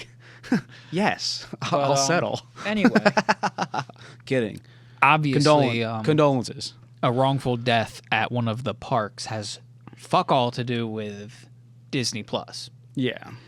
So rightfully so, everyone's up in arms about that. Yeah. The headlines do seem to be a little bit backwards though, and so you. Well, yeah, kind of there's touched on a that. key detail that seems to be missing and kind of confuses me as to why or how this is blowing up in this way. Yeah. While I 100% agree that is bullshit, that you not being able to sue because of a clause in a streaming service when someone died at your park, they're completely unrelated. Like that should not have any like legal precedence over that. But there's a different reason why he really can't sue Disney and probably won't be successful. It has nothing to do with that. Yeah. And it's a simple fact that the restaurant they were eating at isn't affiliated with Disney. Mm-hmm. It's on like Disney-owned land, but Disney's basically just the landlord. Yeah. So he should be going after the restaurant that, again, is not actually affiliated in any way with Disney. Yeah. So I don't know why Disney issued this statement and why, the headline, but obviously I understand why the headlines are running away with it, but I don't understand why Disney issued this statement unless they were just putting out some like random blanket coverall statement, and this is one thing that got picked out of it that is now going viral. Yeah, and so far we haven't found like a rebuttal statement after we Googled it, or like to be fair, Disney we didn't really jumped in look. front of it. Huh? I mean, to be fair, I haven't looked. Yeah, well, I mean, when we Googled it just now, like, it wasn't like there was something that. Well, every like, headline jumped was out. about, Exactly. this. Yeah, and that's what I'm saying. Like, if it exists, and if Disney did jump out and say like, hey, that's not what we fucking It's meant. being buried. Yeah, exactly. It's being buried by, and it's not even on purpose. And I hate that term being buried because this article from the BBC that we're looking at, the headline is Disney Plus terms prevent allergy death lawsuit, Disney says. But then if you scroll down, go back to that. Yeah. right there. Yeah. But then if you scroll down, where is it? It's somewhere in here. Yeah, you might as well take that off. Yeah. It's somewhere in here. I skimmed through this article, but Yeah. even this article says like the restaurant's not actually affiliated with Disney. Right. So it is in a lot of these articles. It's just buried somewhere.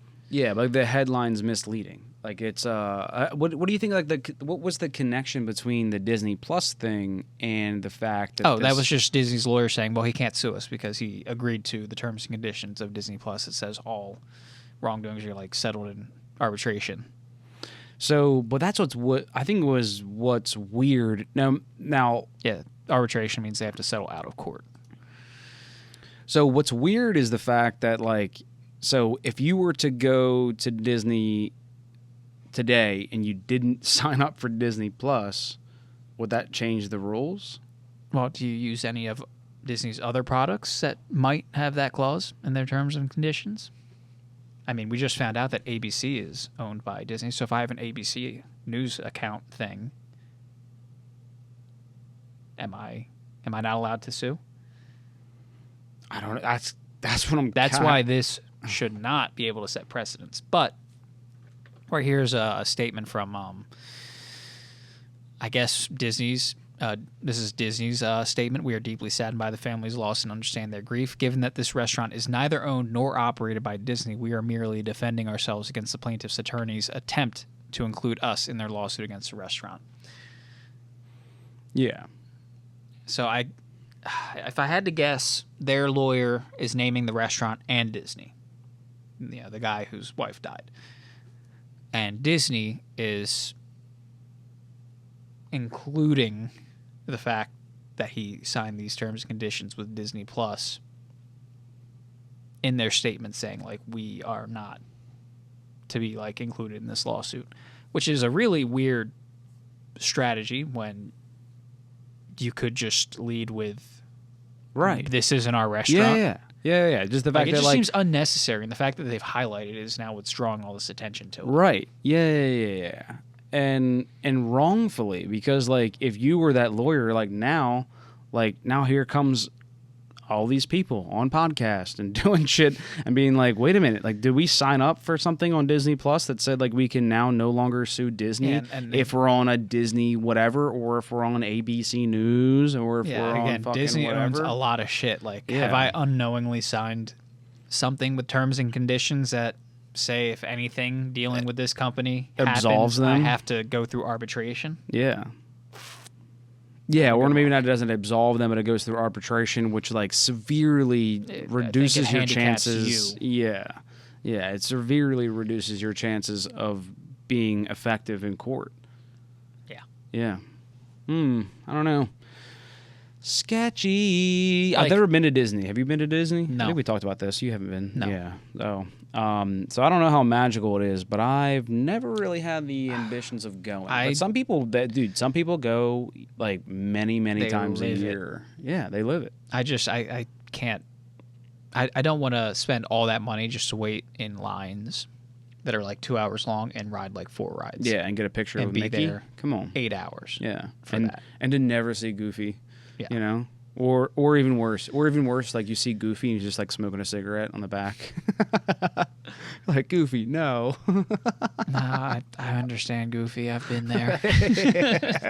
I know what Goofy's going through. I came here to escape my problems, not see them. I can relate with Goofy more.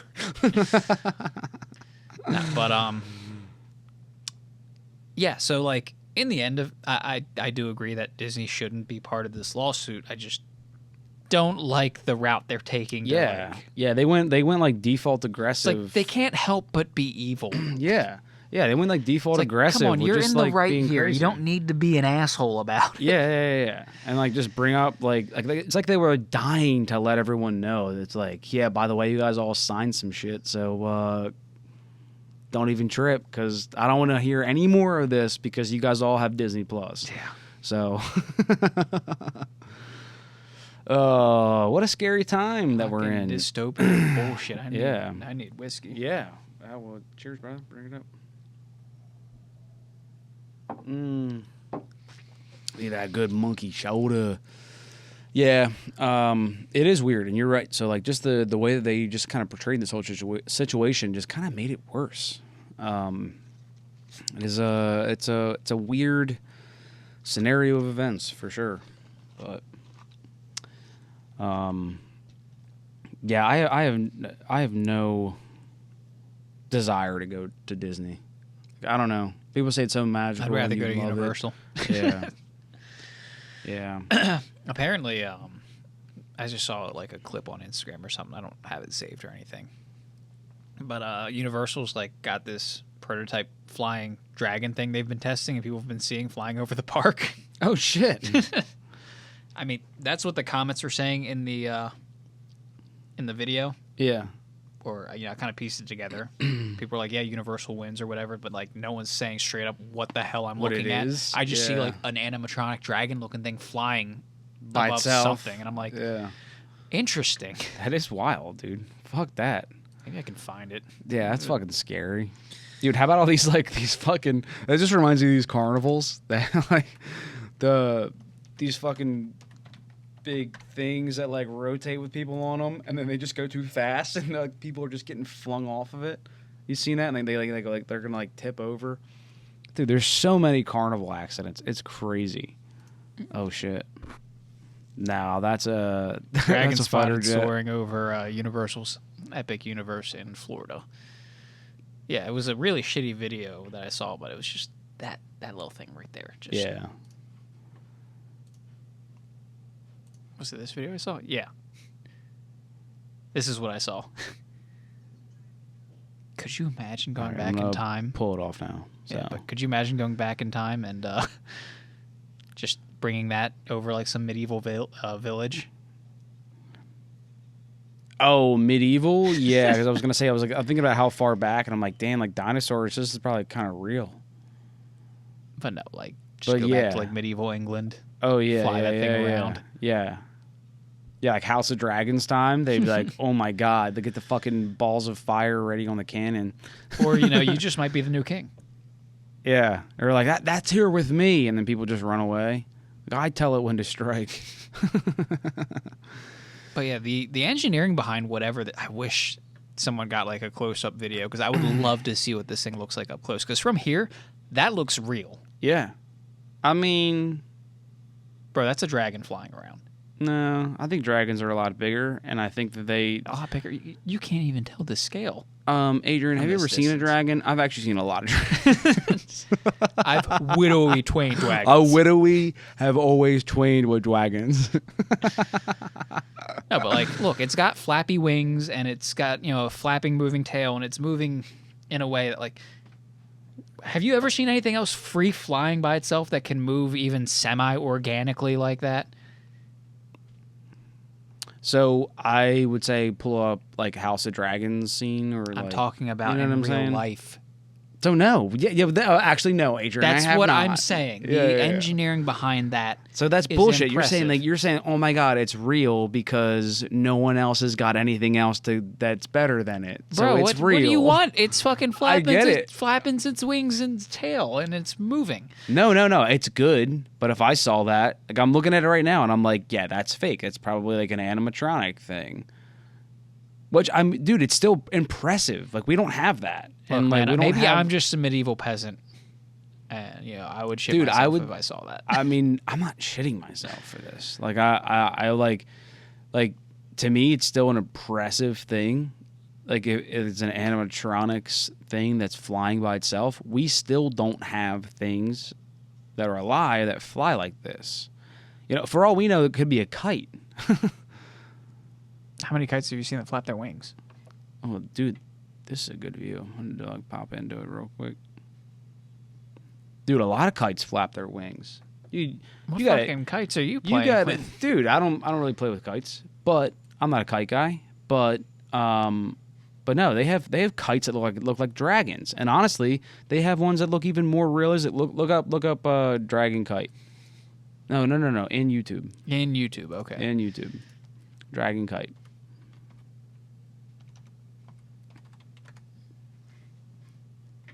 Oh my god.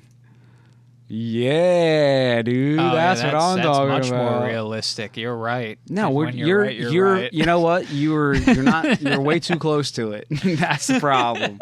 Fuck you. Oh, that one actually is kind of legit. Yeah. This might be legit. Yeah, I want to dude. see it. Fucking. Okay. This is what I was thinking about. Oh, well, that's an Asian style dragon. That's different. Oh, because of the why? Because they're Asian. It's got no wings. Why? Because they're Asian. It's just a snake. No, but look at the way that No, thing's that thing's fucking tight. That thing's rocking. Oh, and a look phoenix. at the phoenix flying, dude. It's not flapping its wings. Dude, we didn't get enough. All right. But those are fucking cool kites. That's fucking You want to cool. get into kites? Dude, I might be a big kite guy now. Dude, I could get into it. Ooh, Mach Loop, hurry, the jets are coming. Oh, yeah, the Mach Loop. I don't know where this is, but it's this valley that fighter jets, like, fly through to, like, practice maneuvers and shit. Oh, no way. Yeah, look, like, you can be at, like, the same height Oh my level god, as... you're in paradise. Fuck taking a picture of this fucking jet. Look at the fucking paradise that you're in right now. Boom. Let me, yeah, it's an absolute paradise, and then fighter jets come tearing through, which is fucking tight. Yeah. Dude. And, like, you're at the same height as them. That was in F-15.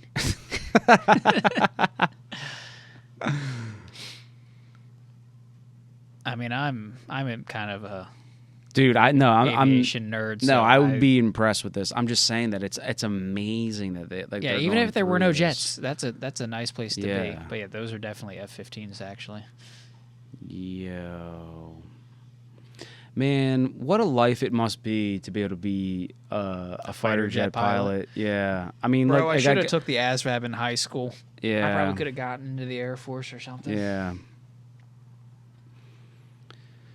Yeah, man. I mean, what a just be able to like fly to all these places and like even if you don't stay, just to like see it all. It's got to be amazing. That and you're in like the single most maneuverable Oh, and agile, yeah.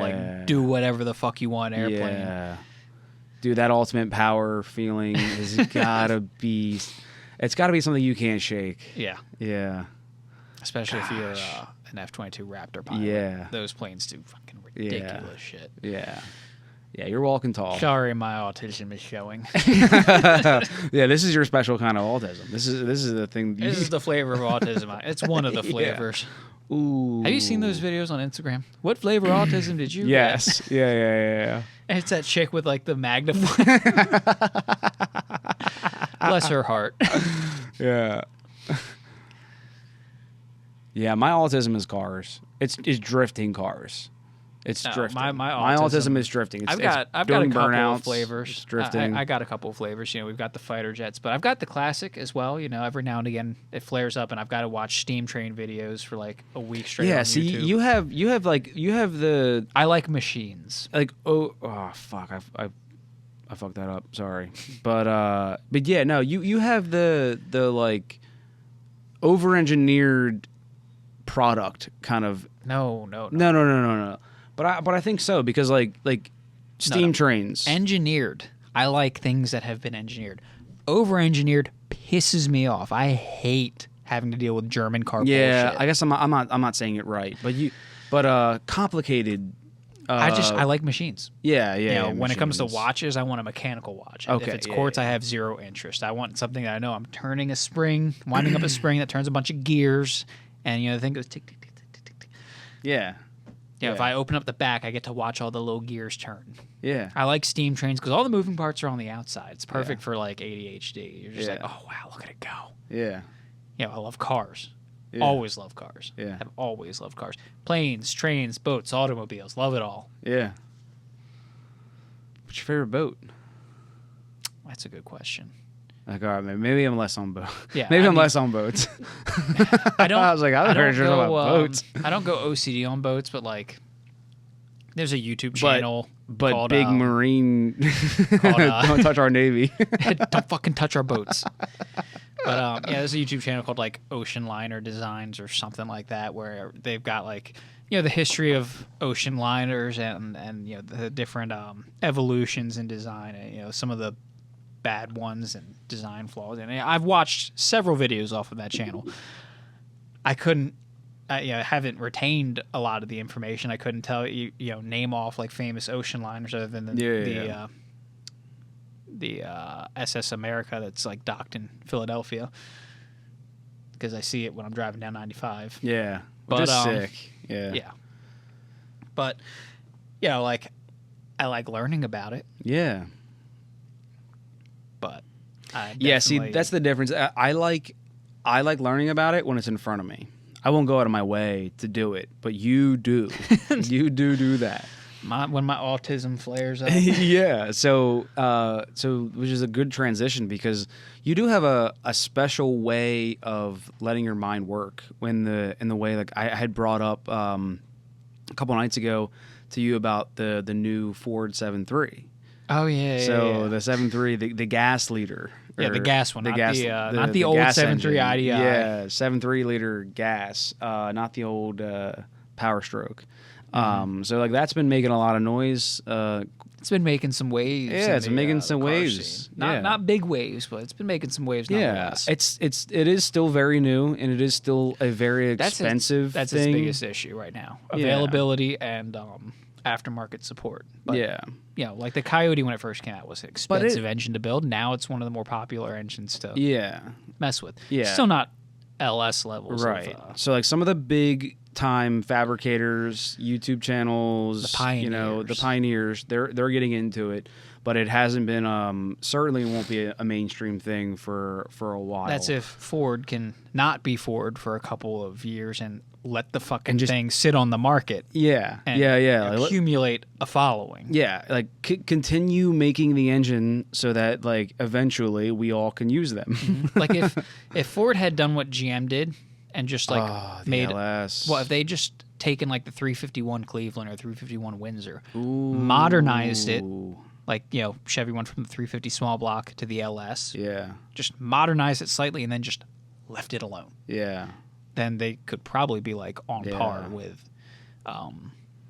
Chevy, with GM. Dude, it would be so cool. But they keep like, changing shit. Yeah, they had the 5.0, the 302, and then they replaced that with the. Well, the 5.0 went for a long time. It went for a while, which is why it has a following around. Yeah, but then they replaced it with the modular. Yeah. And the 4.6. Mm-hmm.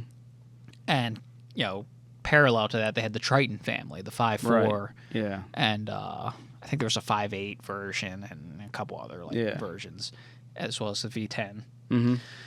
And then they scrapped all of that with the newest families of V8s. They've got the Coyote, and then they've got the 7.3 and its derivative, the 6.8. They also had the 6.2, which is gone now. Yep. A perfect example. That thing was around for 5-6 years. Yeah, seemed to be pretty good. Seemed like a decent engine. Yeah, gone. Don't make it anymore. Yeah. Now they've got the 7.3 and the 6.8, which are similar to the modular. They've got a lot of traits from the modular family of engines. They are they're overhead cam. They're not push rod. Yeah, but I think they're single overhead cam. Yeah, but the 6.2 is a single overhead cam. They might be push rod. Yeah, before we get into it, because I gotta look into it again. I don't know the family. Well, I mean, give it a Google because I want to give some background while you're googling that. So when I had first brought this up to Adrian, I had just my YouTube algorithm had brought me to a page where this guy was putting together this Fox body. A Fox body Mustang with a 7.3 Pro Charge swap. Okay, it is push rod. Just want to put that out there. Okay. Yeah, so I had seen that, and I'd seen the title, and I was like, oh my god, this guy's putting a 7.3 diesel engine in a Fox body, and I was like, that's crazy. And this car was full tube frame, no doors, full cage, dude, it's literally. Why don't we just put up the image? Yeah, here. Dude, that's what I was looking at. And I'm like, oh my God, this is me. This is if you want to know how, dude. Also, spoiler alert, it wasn't the 7.3 diesel. Dude, it's not the 7.3 diesel, but dude, this visual for me, this is my favorite thing about cars. This kind of modification, when you get to this level, oh my God, it just gets me going. I love this. This is the absolute, I adore it. So when I clicked on the video, I was expecting to see a 7.3 Power Stroke. With a black smoke and... Yeah, and I did not see that. So... and then I was like, oh shit, they're talking about the truck engine. And so I started looking into that a little bit. I just verified that it was the Ford truck engine. And then I continued watching the video. This thing is a monster, by the way. But I just had mentioned it to you, and then like literally within like 30 minutes, like after I had mentioned it to you, you were just kind of like studied on your phone, just like, you know, a normal amount of like you just kind of like clicking through and like kind of doing stuff like a normal person would be on their phone. Like we're walking out of Wawa and you're like, oh yeah, like it's this and that. You know, I really like the fact that it's this, and I'm you know, I can see what they're trying to do with the engine because the way that they've shaped it and like did this, and I was like, what the fuck, man? Like I had watched like 6 minutes of like this YouTube video and was like kind of astounded, and then but like you just went full. That's your autism. It's like you just went like full bore into like the blueprints of the engine and the way that it's set up, and like just kind of gave your own critique to it within like 10 minutes. To give the audience just a taste of what I was talking about. Yeah. So those weren't my critiques. That was me just immediately like researching and seeing what I could find about the engine. Because you were like, oh yeah, you know, have you heard about this everything? I'm like, no, I haven't. Let me look into it. Yeah, I'm not saying like your final thoughts. Yeah. Like, you know, you had known about it, I'm sure, but like I knew they came out with it. I didn't look into it. Yeah, at all, you were never given this like weird opportunity to be like, oh yeah, I should look that up, and then you did, and then you just like how fast you dove into it, and then just to be like, oh yeah, and then just kind of like made like little comments, and I was like, bro, you and are those comments different. Were, You're different. Higher deck height and bigger bore spacing, so that theoretically, you know, if you were to bore and stroke this engine, you could give it a bigger displacement than an equivalent LS engine. Yeah, that was what I think. I had, Yeah, that rattled off to you. Yeah, those were like the big clear power takeaways. What else were we talking about? We were just kind of talking about V8s in general, I think, and how pushrod is antiquated, but also like kind of the best.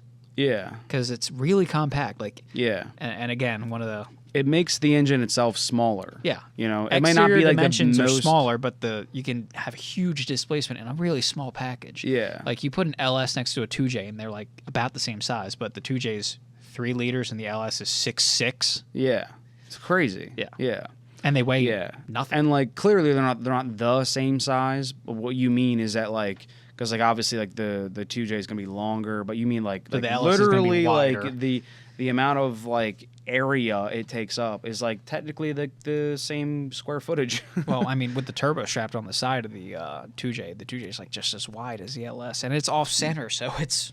Yeah, I mean that's a fair point. That's a fair point, but like people would also make that argument where like the turbo shouldn't be accounted.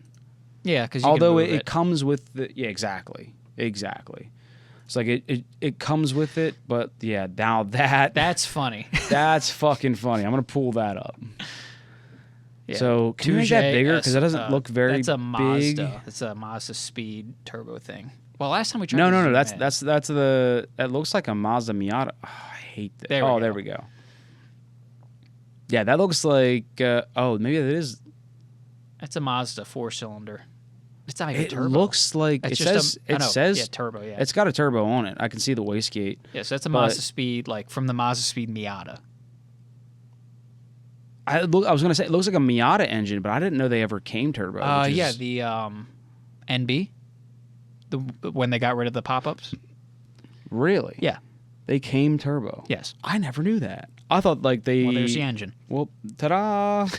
So the biggest engine they've clearly ever produced is still going to fit inside an LS. But it's fucking close, the 4-cylinder's smaller, but like it should be way smaller. Yeah. That LS at minimum is what, a 4.8? It has double the cylinders. Yeah, but let's just bring that up. It has double the cylinders. Yeah. Double the displacement. Like this thing's probably a 1.8, 1.8. Yeah, maybe 1.8. And at the lowest possible end, this is a 4.8. Yeah.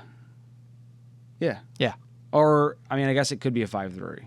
That's what I'm saying. The lowest, the smallest LS family engine that I know is a 4.8. Yeah, I was gonna say, but looking at it, but it could be a 4.8. But like, or it could be a 4.6. I mean, a 6.6. Yeah, exactly. Yeah, because like they don't really change much with the footprint, right? No. Yeah, I was gonna say they really don't. Yeah, because like the 4.8 and the 5.3, 6.0, 6.2, all 6.6, they all kind of stay the same size almost. Yeah, there's some changes, I'm sure. But yeah, either way, the general LS footprint. I know what you're saying. Within like a couple inches. Yeah, that's incredible. So like pushrod V8s, kind of like the ideal package. Yeah.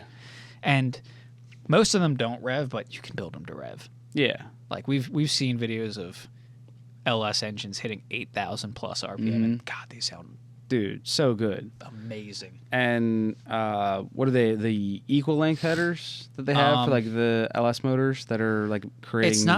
It's not just equal length, because you can have an equal length header and have it still sound like a V8. Yeah. But those headers that you're talking about are specifically designed to go from 8 to 4 to 1. Yeah. Instead of like 8 to 4 to 2 to 1, or however they normally divide it up.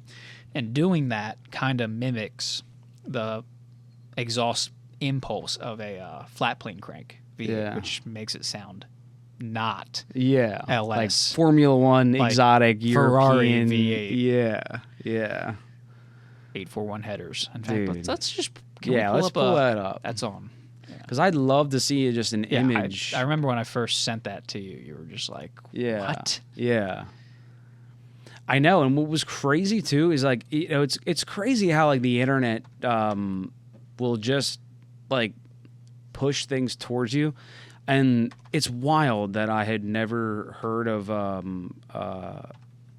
Luke Fink. So when you sent that to me, like 2 days later, Luke Fink, who's an accomplished drifter, I think like from Australia. Or maybe New Zealand. He's the man, but he's got a Corvette, and he has those 8 to 4 to 1 headers. Oh, there's a picture of him to the left. Yeah, that's wild looking. Here, let me pull it up. Whoop, dude. Luke Fink also is the fucking man. He is so good. I mean, such a genuine human being, and what he's doing. Oh yeah, let's put this up. Yeah. I mean, just that like weird configuration, but like that's it, and it creates crazy sounds. And then so you can pull up any video, that one right there, bring the audio back up. Yeah. And we can show this. Fuck it. I'll shout out these people. Yeah. That's a Corvette. Yeah, that's a vet, dude. That's crazy, man.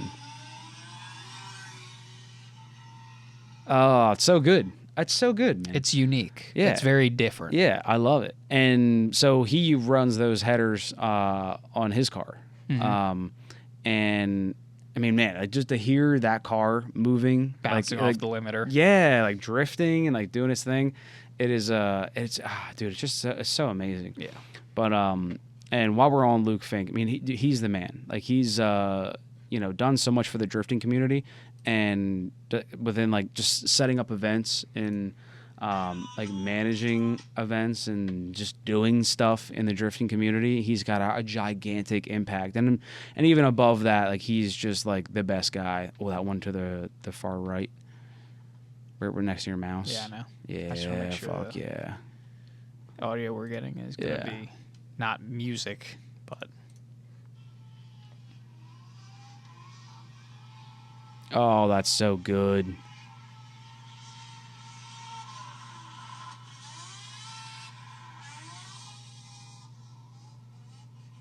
Yeah, dude, and he's such a good driver.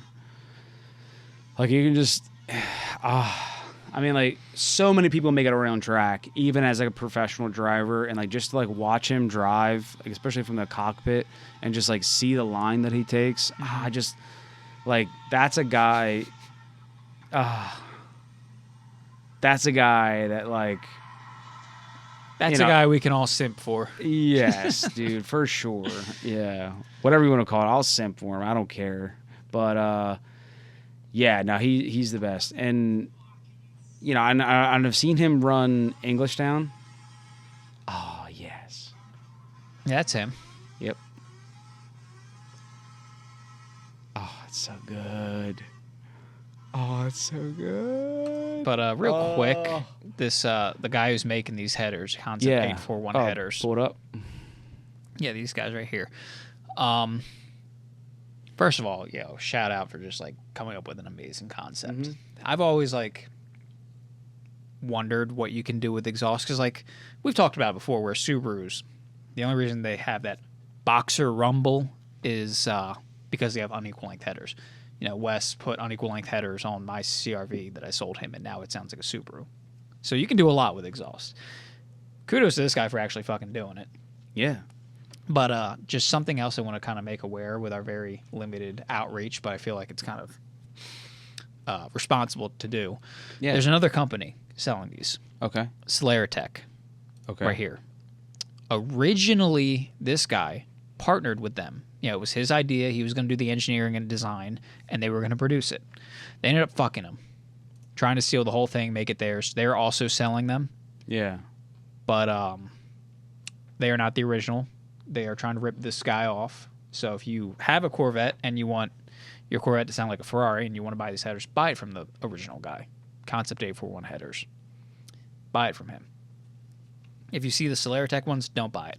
On top of that, if you read through some of the drama here, you can, if you're watching this, you can pause that and read it. I'm not going to keep it up I want forever. to pull it up. Yeah. But yeah, give it a pause. But apparently he made some changes after the fact, after they parted ways, like some quality of life things, make it fit better, a couple changes to design to make it look better, make it easier to work with. So you'd get a better product buying it from Interesting. I did not know that. Wow. Yeah. Well, there goes my autism again. I learned about this. I went through every fucking post. Yeah, dude, I know. And that's why I mean, we've been friends for so long, I have to love you, but man, that's why I love you so much. I mean, dude, like it's like, I mean, I'm interested in this stuff too, but I have a bandwidth. I have a bandwidth and like an attention span, and you know, and everyone only has like so much time in the day, but like, you know, it's just about how you spend it, and boy, you spend it in a way that I generally don't. and you know, and that's what like just kind of separates you from most people, man. And that's why, and I think it's also like, you know, not to shout out our own podcast, but like I think it's what makes us, like, our podcast so unique, because I feel like I have a very common way of thinking. Yeah. And you don't, you know, you have a very, I hyper fixate on shit. Sure, yeah, and it just creates like a different perspective, and I think that I help represent some of the maybe like more common is what I'll say, people, you know, and then you have a far more nuanced perspective on like, yeah, I don't know, like the majority of things. You know, and even if it is something that's like kind of small, large, or indifferent, you know, it's like, dude, that's why I just have enjoyed this so much. And I hope everyone else at home, thank you, like, comment, subscribe, they will also do as well, you know, because like, you know, the two of us kind of like being able to put our brains to like these headers right now, and like it just kind of having a good time and just talking about how great these are, and then to bring up these like little things that like, see, this I wouldn't have known to bring that up, you know. This makes you wonder though, like, can I put fucked up headers on a flat plane crank like Ferrari and make it sound like an LS? Yeah. So it sounds like we need to buy a welder. Sounds like we need to buy a welder, and we need to find something with a flat plane crank V8. Unfortunately, everything that's got a flat plane crank V8 is limited edition or Italian and very expensive. Yeah. Well, how about, do you know what I've always kind of wanted to buy was one of those V12 BMWs? They sound so good. Do you hate money? Yeah. Yeah. No, I'm ready to burn it. I've been burning most of my money. I don't know what to do with it all. So I've been burning it. I've been burying it. In the end, I just ended up giving it away. Yeah, in the end, we ended up just giving it all away. SpongeBob quote. Yeah, they're terrible. But if you just, you know, straight pipe them, they sound fun for like as long as you get. And then they break. Or, you know, you get that. And then you're all done. That Mercedes with the V12. Ooh. And you put headers on it to make it sound like an F1 car. Yeah. So very similar. I mean, those BMWs come close. But yeah, that exhaust on that one BMW. Yeah. But yeah. So again, you can do crazy things with exhaust. Because that V12 is the same V12 that was in like Pagani's. And they have headers and exhaust set up like that. Yeah. So that's why they sound the way they do. In the Mercedes, it doesn't. Dude, I think the next car for you, and I know this has always been one of your favorite cars ever, it was the 190E Mercedes. Oh my God. Like to do the Cosworth. So expensive. Yeah, but to be able to buy one of those cars, like kind of shitty, maybe what we do is I don't know. Like, I mean, you're gonna have to buy like a 190E and then like I've put found the Evo like body kit. yeah, So I could buy the kit. yeah, and put buy it the on. Evo body kit and maybe do like the Chevy like K24. K24. nah, fuck that. The Yeah. 4.2. No, it's got to have a 4-cylinder. The original had a 4-cylinder. Dual red cam. All Right to the right, moon. a K swap would be sick. Rotary. A K swap would be sick. 13B. Yeah. No, I think I do. I don't want to like shout on pop, but I want to do a Mustang. I want to do a Mustang 13B. That's what I want to do. 13B Mustang. I want to do a 13B Fiero. Yeah, and I want it to be like a Bullet or like a Boss or something like really really nice, and I'll make it like 100% that, and I'll take it to a car show. 100% accurate on the outside. Yeah, and then Fucked under the hood. Yeah, you pop the hood, and I just want to piss off boomers. Well, I mean, you saw that video of the Mustang with a Honda motor, right? Oh, dude, Tom's Refurb. Shout out Tom's Refurb, dude. Like, yeah. So he, that's a crazy one. So he took an entire Honda Civic frame and like cut the body off of it and put a 64, 65 Mustang body on top of it. Like, that's fucking wild. So it's still front wheel drive, which is like I hate that, but like that's why it's good, Tom. That's why it's good. And like Tom doesn't even hear it. He knows that people hate it, and he knows that he loves he built it. Yeah, He built it for that. Yeah. So the fact that it's like literally it's upside down world is what it is, dude. It's like it's crazy, and it's why it's perfect. Because like when I think about it, I'm like, man, like an F20 swap, like out of a S2000, yeah. Doing it in that, and then doing like an entire F20 like S2000 drivetrain underneath of it, and like fabricating it to a 65 or 64 Mustang, I would like that. I want it to be like the S2000 suspension, literally everything underneath of it, but it looks like a 65 Mustang. Like I think that would be a big turbo. I think that would be turbo. sick. Yeah, I think that would be sick. No, I wanna put a 13B in my Fiero. I think that would work. I think that works. 13B? Mm-hmm. Yeah. What do you know about rotaries? I hate them. Okay. I mean, but you have to have, like, looked into them a little bit. Oh, yeah. Yeah. Yeah. So, I mean, what do you mean, what do I know about them? They're touchy. They burn oil. They're good for... Yeah, but I mean, I just miles like all if you're the not super careful. No, but apparently there's ways to make them like far more reliable, and there's certain Yeah, the ones that have been made reliable are the ones that make it to 80,000. But I mean, if you're putting an engine into something to make high horsepower, and you're going to put 20 pounds of boost on it. Like, you need 30,000 miles. Is what you need. 30,000. I'm here for a good time, not a long time. Come on, brother. But yeah, no, I know like the rotary engines themselves, they have like tons of rings and gaskets that go around all these rings. Well, they got the and apex gaskets. seals. That's what dies on them. Well, the apex seals, they just sit on like the corners, but like there's all kinds of rings that go inside of each of the rotors. Well, there's gaskets between like each. Oh yeah, I know what you're talking about. They're not rings. They're I forget what they're called, but. But they're like metal, like they're almost like they're it's like a split ring thing. They're not completely solid. Like they have a split. I think they're three pieces, and they kind of yeah. Like there's there's a bunch of these little pieces and gaskets, and I forget what those are called. But I've heard that I haven't heard much about them being the issue. The issue is always the. I mean, they're very seals. important. They're very important, but the apex seals are at the. I think they fail about the same rate as regular piston rings, which is to say, if they're gapped correctly, rarely. Yeah, but I mean, the apex seals are obviously just the pieces that are at the highest force, and I think that they're also because they're so tiny, they get a lot of dirt inside them as well. So like they can pick out a lot of even just unburnt combustion material as well, and they have to have. There's a spring that goes inside the apex retaining ring, it's not just and then the seal that goes in. Let's look at it this way. So I'm just saying that there's just so much nuance to them. So I was wondering what you had. You've got an explosion going on, yeah, and it's the same force that would be in a piston, right? Mm.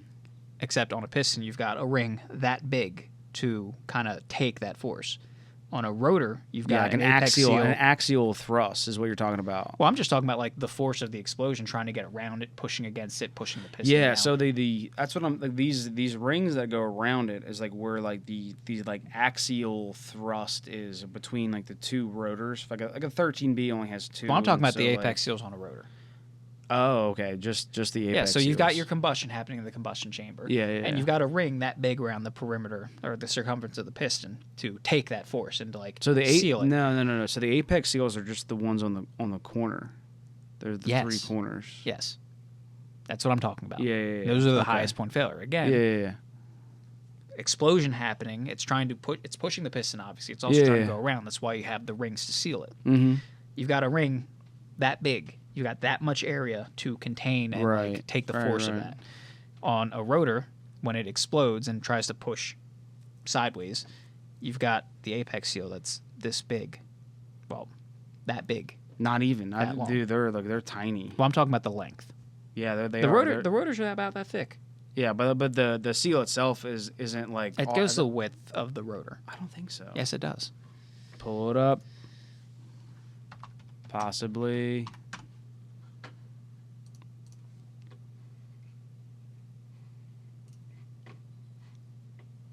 What the? Why is that picture not showing? Yeah, it's not showing up. There, that. Oh, okay. So they do go the whole. Yeah, it goes length. the whole width. But again, that's much smaller than the whole circumference. Right. So it's a tiny wearing part. Yeah, it's taking a beating from that, and it piston goes up, down, up, down, up, down. This is being dragged along the entire perimeter of the I'm blanking on whatever you want to call it, but the whole the case. Inside of the like the whole inside, I know, right? The eccentric chamber. God, yeah. What do you call that? Well, there's an eccentric shaft, but like the whole inside of the engine is just being dragged. So it's the case, like it's smaller than a piston ring. The cylinder. It's Is it a cylinder? It's not. It's not really, but But like, yeah, so it's smaller than a piston ring, but it's also Combustion being chamber? drug across a larger area. Yeah. So it's being hit like from both ends, Yeah. and they wear. Yeah. Yeah, it makes sense that they're so much longer. I don't know why I thought that like I know that they were like on the corners, but like I didn't know that they were. That makes so much more sense. Yeah. And there's a little spring you were talking about. Yeah, I know that they have like some tension. I mean, dude, I don't know anything about them. I think that's like my my biggest thing about it is that like I do want to get into it. They're interesting. Like it's a very interesting engine design. Yeah. There's just certain flaws. Oh yeah, so there's all like the gaskets and shit. Yeah, and like the little rings that go inside. Those are rubber seals, I think. But yeah. Well, so no, those are rings, and then the rubber seals are the gaskets those like green gaskets that go around it, and then the rings go around the plates. They're like little that go around the gasketed parts. They're like little shim bearings. God, they're so complex, man. I want to build one just for fun, man. Like, and like if I could put it into something that was just stupid. Like I didn't care if it like Fiero? ran or yeah. Well, no, because like, you want the Fiero to run. You want it to run. So you have to but I also K-swap feel like it. You could K-swap it, ARP head studs and turbo 15 pounds and make 500 horse. I don't know. It just Do feels that. like a Do that. Like a rotary would be appropriate. I don't know, dude. Who knows what's appropriate anymore? We don't really know what's appropriate. No.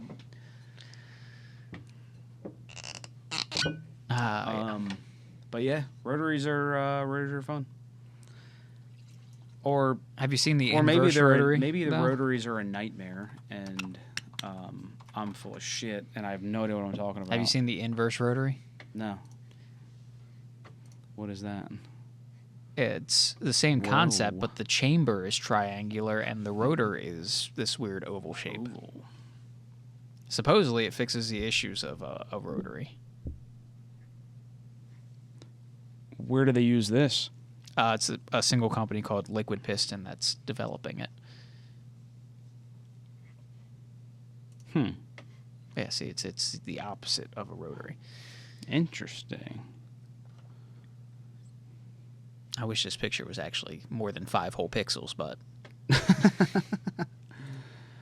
All right, I'm gonna do a pee break. okay. Gonna Yeah, pee? But it can happen to anyone. it can. You know? It absolutely Yeah. can. I'm Yeah. not saying it can't, but like, Yeah. tons So- of people do deadlift all the time. Yeah. Without. But I think that like you do need to exercise your back because you need to like strengthen the muscles around your We've spine. Talked about this Yeah, before, 'cause exactly. I have back issues myself. Yeah. So like strengthening those muscles My behind back's there. also running my family. My dad's back Yeah. flares up every now and again. Right. And so like you can have like scoliosis or like whatever, and like you can have like crazy things, or you can just kind of have, but like you also like you're from a family that is like very skinny, you know, and you guys are like very not like muscle mass dense family, you know, like just My muscles are like, compact and dense. yeah. Just because I'm not rippling with, veins and muscles doesn't mean I'm not a big, strong boy.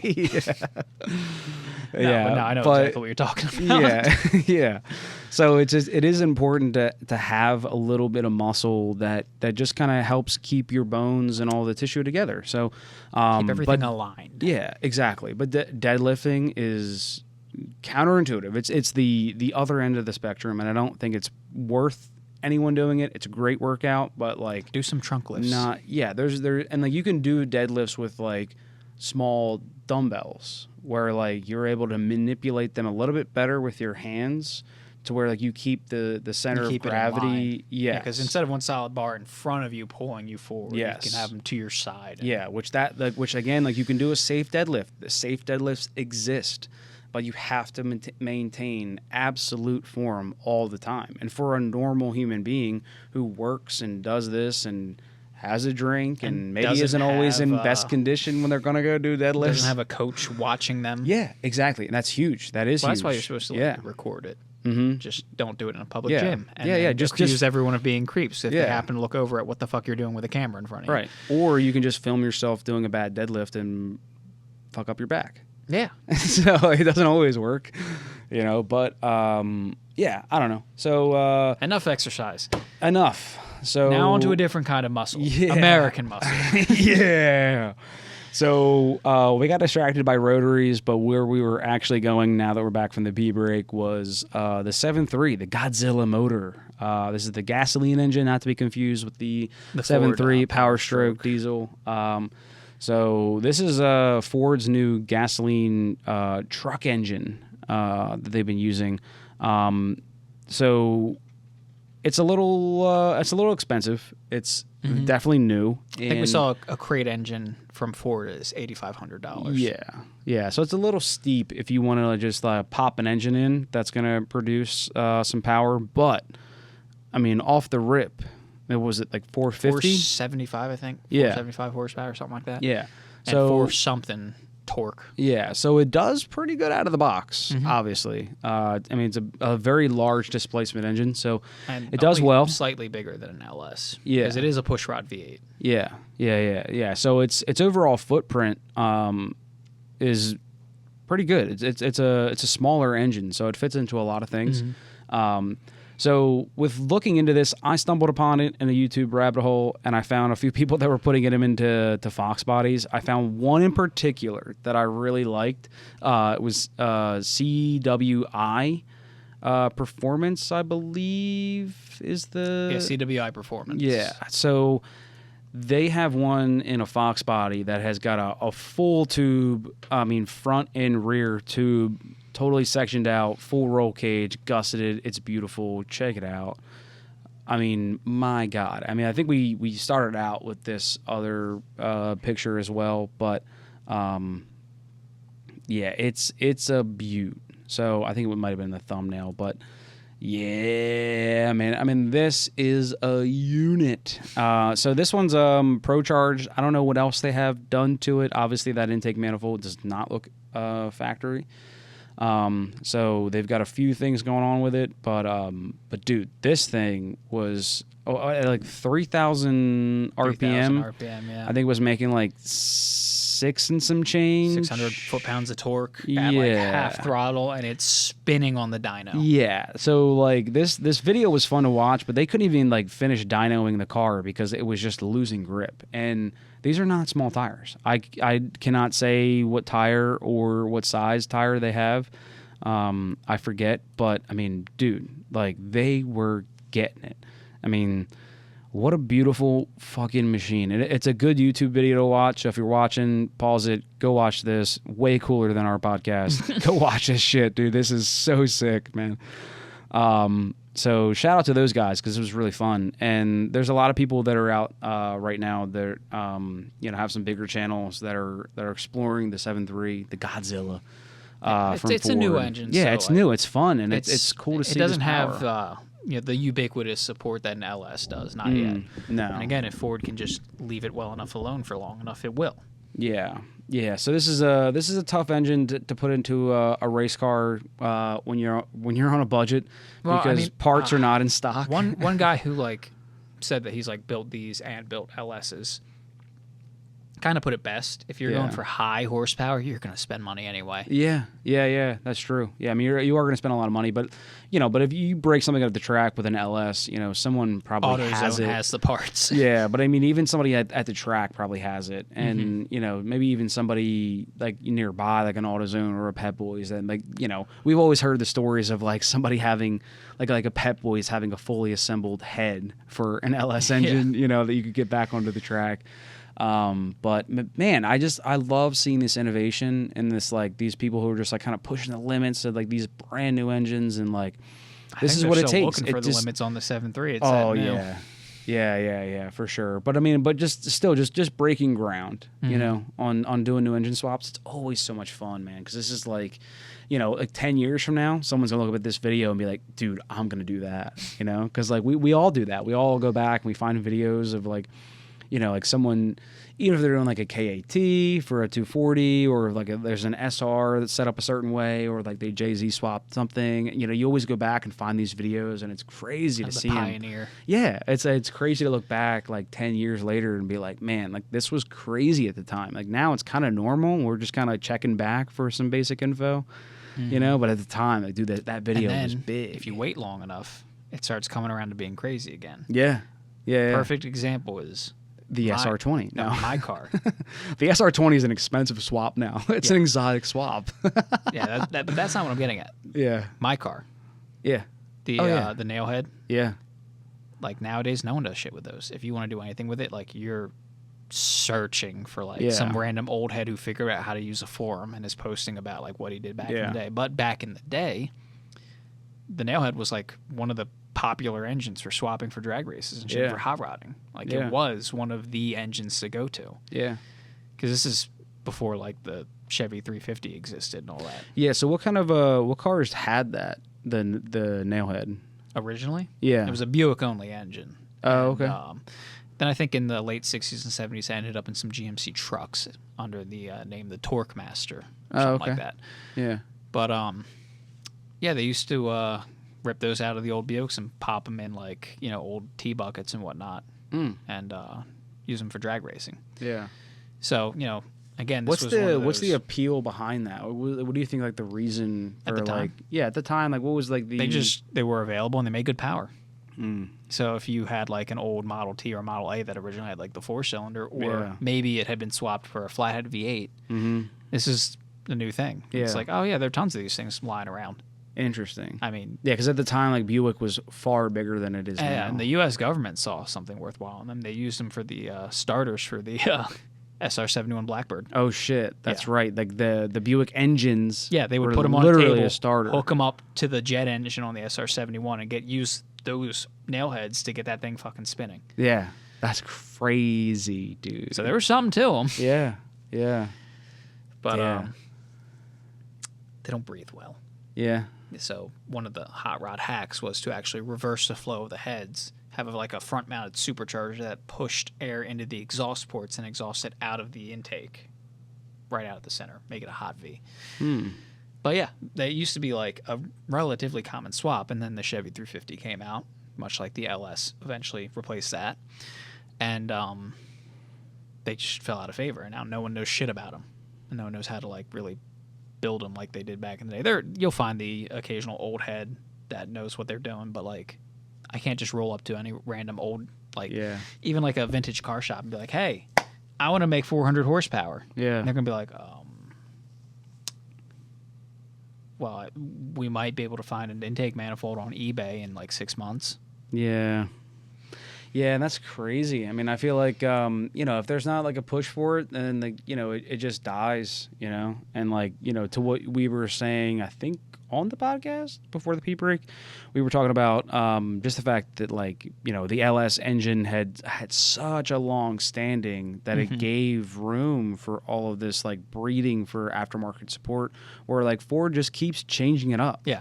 And and then it's the reason it keeps falling out of favor when it comes to like power, and, aftermarket, racing, to also and stuff be like that. Fair, until very recently, Ford had nothing that could really compete with the LS. Now they've got the Coyote, which punches above its weight for its displacement. Yeah, it's crazy. And they keep changing everything else. The Coyote's like been around for a while now. It's been around for. When did the Coyote come out? That was like 2011? I think, 11 or 12. 11 or 12, so it's been out for over 10 years. Yeah. So the Coyote's been out for a while. Now it has an aftermarket following. It's still not as cheap. Yeah. Because but it took almost a decade. Yeah. Yeah. And even then, it's still not on the level of the LS in terms of like availability, because Chevy pricing. Put that thing everywhere. Yeah. It was in like station wagons. It was in pickup trucks. It was in their sports cars. It was literally everywhere. But I think that the new Mustangs, like I think like 2017 or maybe 2018 and up, like pretty much people are strapping Pro Chargers to them, a couple little, exhaust intake kind of mods, upping fuel injectors and whatnot, but like boom, and like you're over 500. Yeah, dude, you're well over 500. I mean, like you have like a 10-second car. Factory, they come with like 470 or something. Yeah.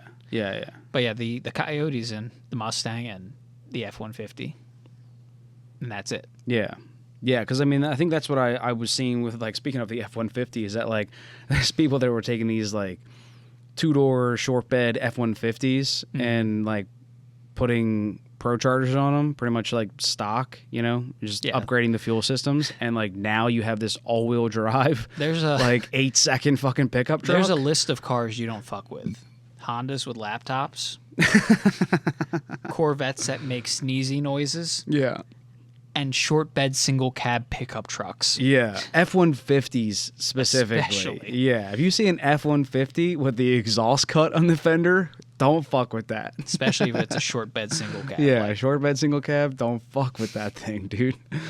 Yeah, because there's some fast Silverados out there, but like, brother, come on. Yeah, dude, these new Coyotes. That's funny you think about it. Like the LS is the ubiquitous like go-to V8, but it's these F-150s that are tearing the streets dude, up. They're fucking shit up. And to be honest, it seems, I could be wrong. I could be talking out of turn, but like I think that the drivetrain's holding up for four-wheel drive, holding up to like what I would have to like presume 800 horse.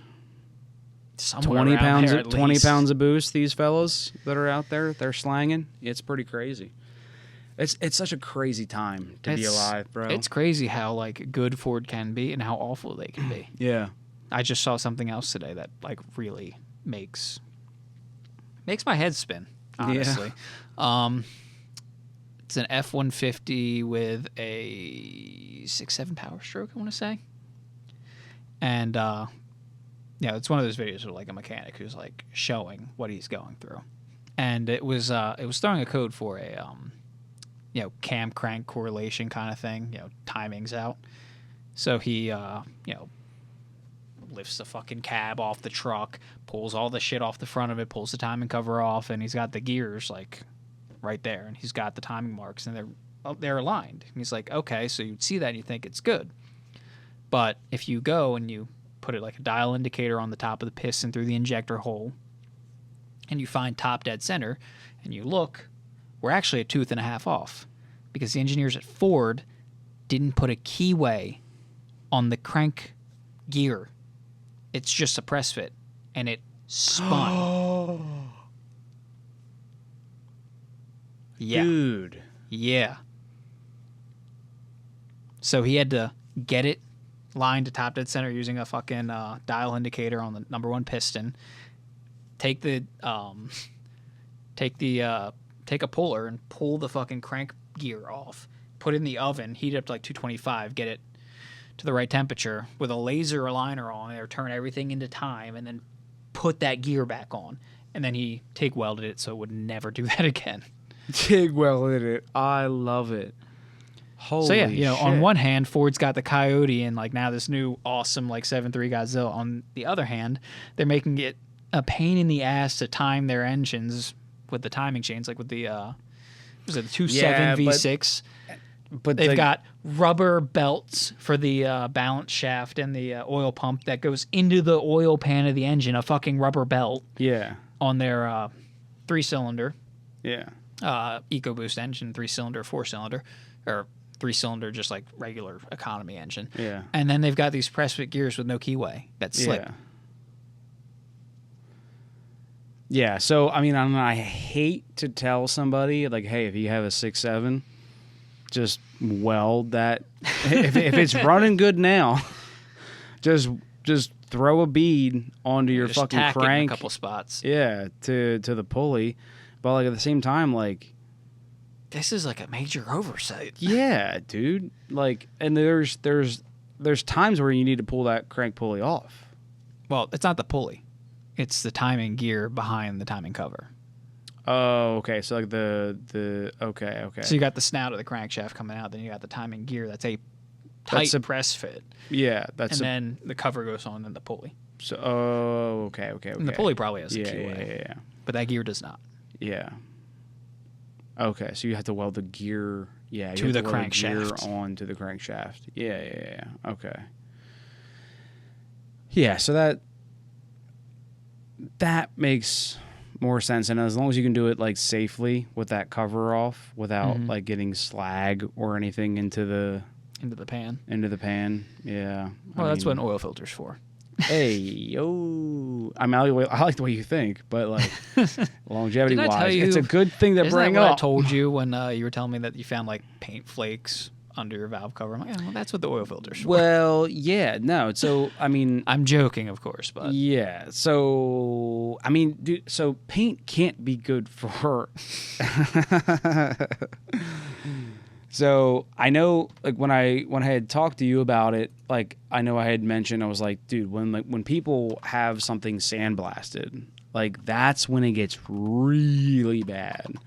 Like if you have a valve cover and you get it sandblasted and powder coated, like no matter you pick, like between the sandblasting or even the powder coating itself, like you can end up with a lot of shit inside that valve cover if you don't remove the baffles. And most baffles like are riveted on and you have to drill them out. You have got to drill them out. You have to pull those baffles out before you have anything done like that. what's missing?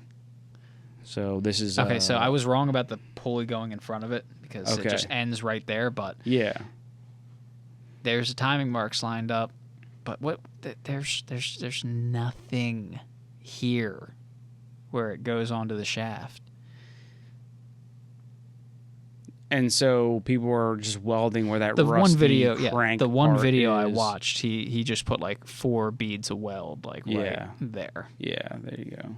But like, what is that? Why? Yeah. And this is for the cam gear right here. Yeah. So like that's kind of important that that's in time. Yep. Holy smokes. Yeah. Come on, Ford. Do better. Be better. Be better. Yeah. Yeah, and the 6.7 actually does have a good, a pretty good history. This is the first I'm hearing of this issue. I mean, I'm not sure how common it is for that pulley to slip or Yeah. that gear to slip, but like that shouldn't even be a possibility. Yeah. I press on for a fucking rotating assembly. Yeah. Come On on, the man. crank? Yeah. Chill, yo. Chill. Like, you don't have to do that. There's no, like, this is That's not necessary. Yeah, this was never happening before. So, what y'all up to? Actually, I think this might be exactly for that.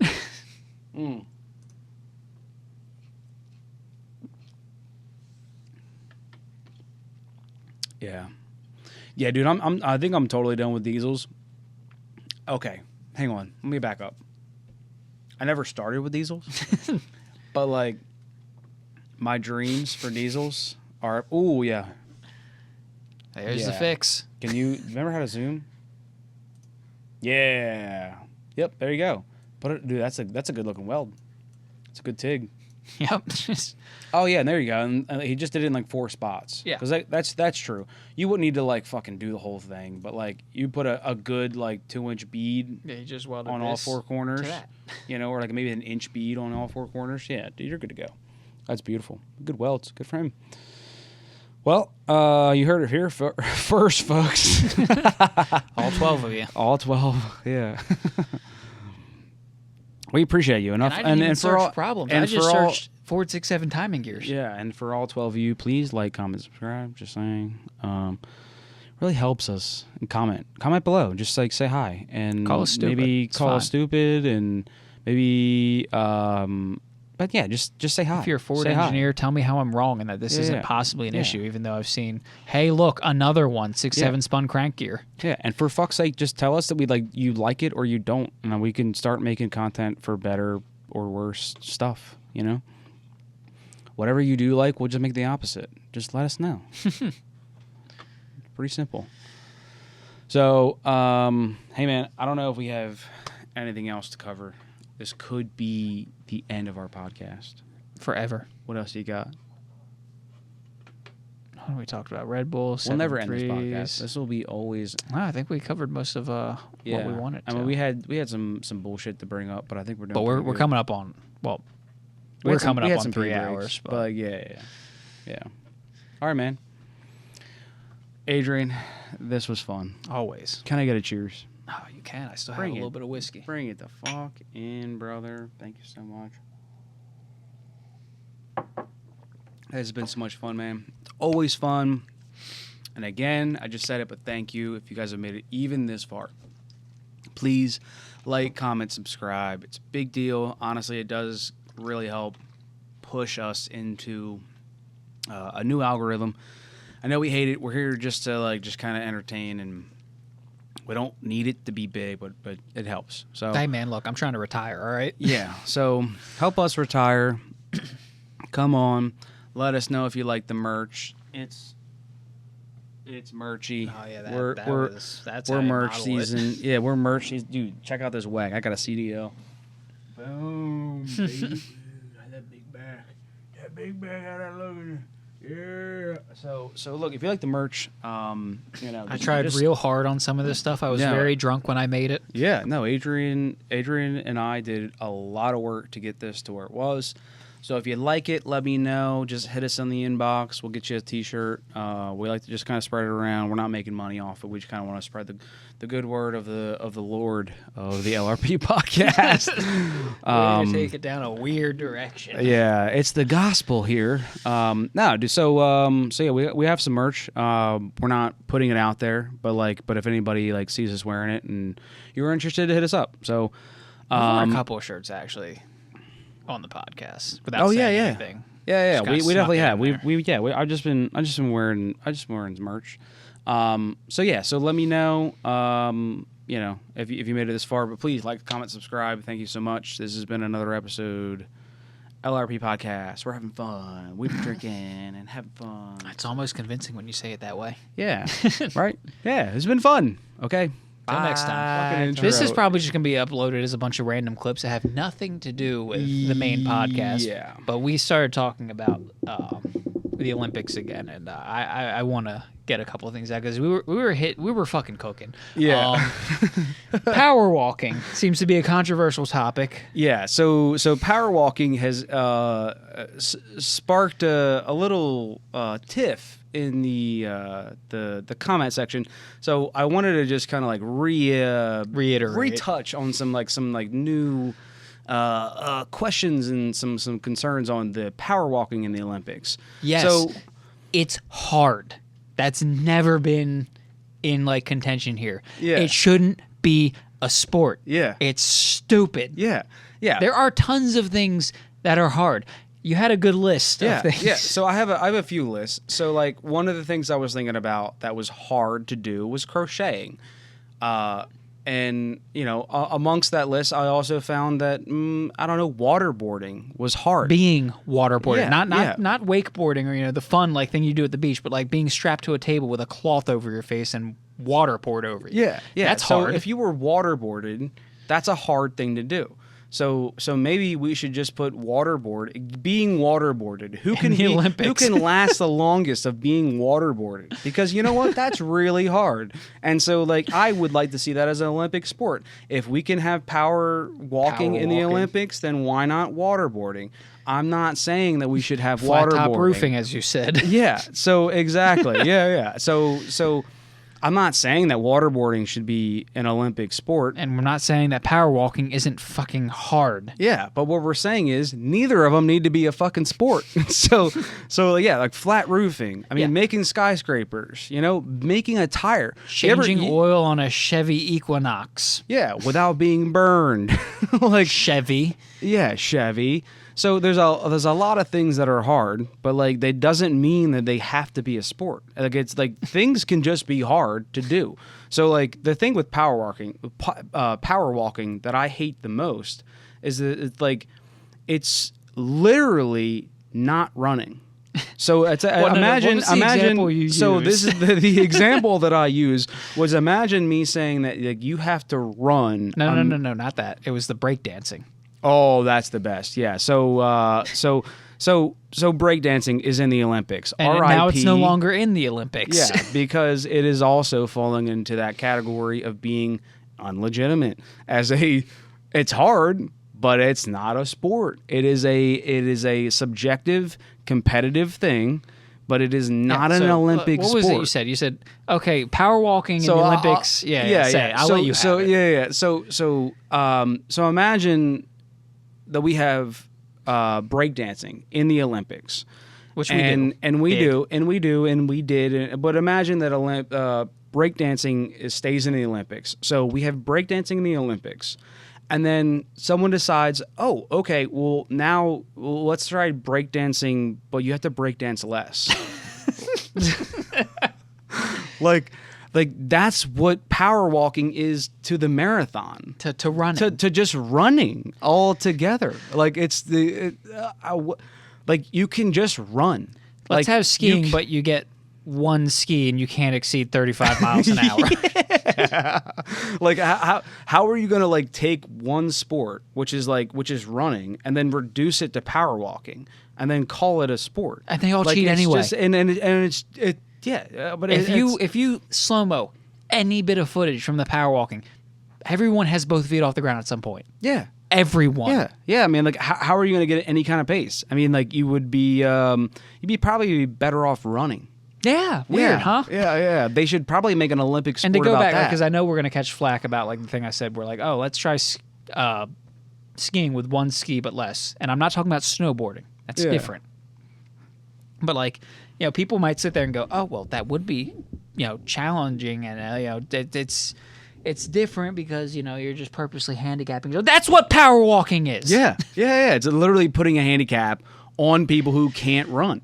And like I'm sure they can run. I'm sure that they're absolute athletes. And again, I want to be crystal clear. We're not saying it's not hard. It's hard. It's fucking difficult to power walk as fast as possible.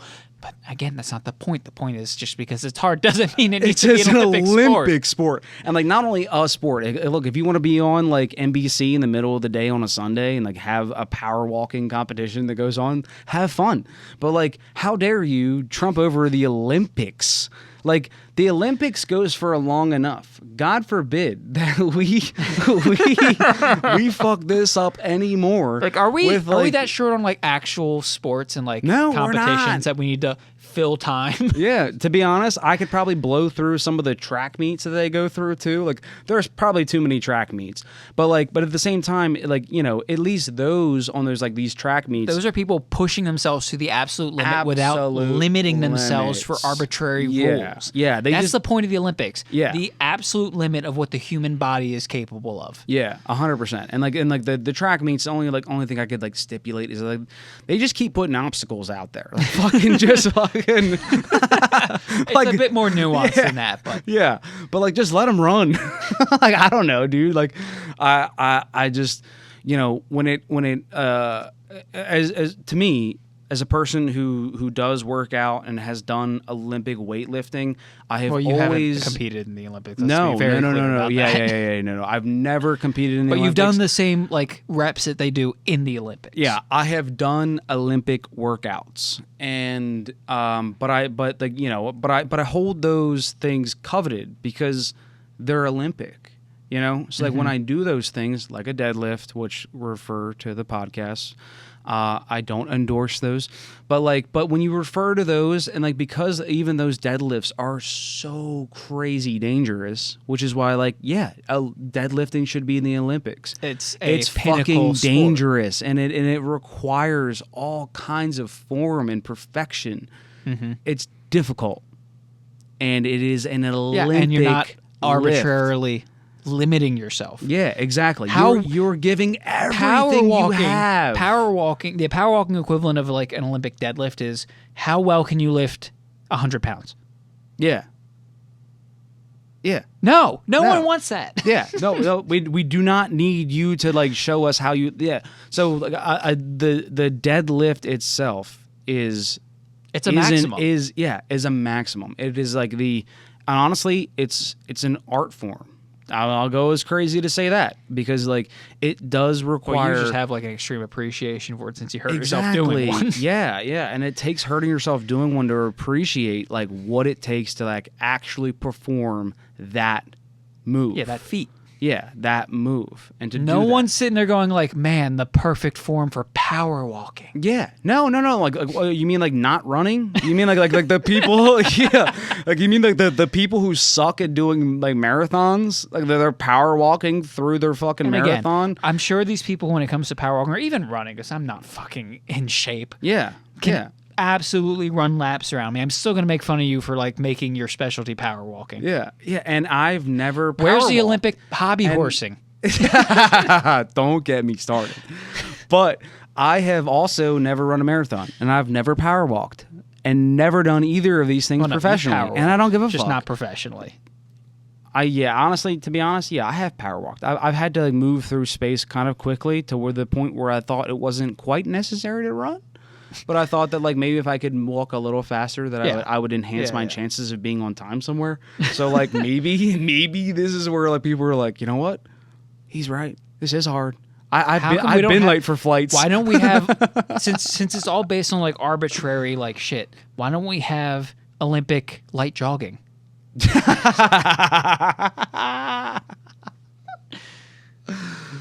Yeah, no, you're right. We should. No, we shouldn't. We shouldn't. Yeah, that's the point. Yeah, exactly. But when you think with that kind of brain, that's what happens. Yeah, the Olympics should be. It's about maximums. It's about pushing the human body to its absolute limit, and power walking is not that. That's about technique. It's something different. It's totally different. Exactly. So just because it's difficult does not mean that it's an Olympic sport. Mm-hmm. And so that's what Can we have Olympic SAT tests? Yeah, right. That's very difficult, and that's a mental maximum. Hey, how about this Olympic cursive writing? Yeah, we're gonna everybody's just gonna Olympic penmanship. Ooh, penmanship. Yeah, penmanship's gonna be good. Yeah. Why don't we have Olympic drifting? Yeah. Oh, okay. Now it's a sport. No, I'm just kidding. No, I've given it that. No. But it's the same thing. So with drifting as well, I will admit that it could never really be an Olympic sport. Because it's barely a competition. It's 100% a competition, but also the machine plays a factor. Yeah. But when it comes to competition, it's fine. I like that it's a competition, and I would compete in competitions. As far as drifting goes, like car drifting. But I think that it is the issue is that it's subjective. I think that it's subjective, and again, there's the involvement of the machine. Yeah, and too many variables to where you take a situation, a timing, a car, a variable, it's braking, it could be weather. The weather, it could be. There's so many different things where it's I like that it's a competition in the sense that like there's like it's a no holds bar. No. It's a competition, but it's its own thing. It's not Olympics. Yes, exactly. Anyway, before we start a whole other podcast, this was supposed to just be like a short little rant. Yeah. I don't know what you're gonna do with this. Chop it up into clips or just upload it as its own thing. Put it behind a paywall. I don't know. Yeah. I'm gonna say this is after podcast gold. This could not be left alone. So if it's a mini podcast or if I chop it up and make it clips, thank you for watching so much. Anyway, until next time. Bye.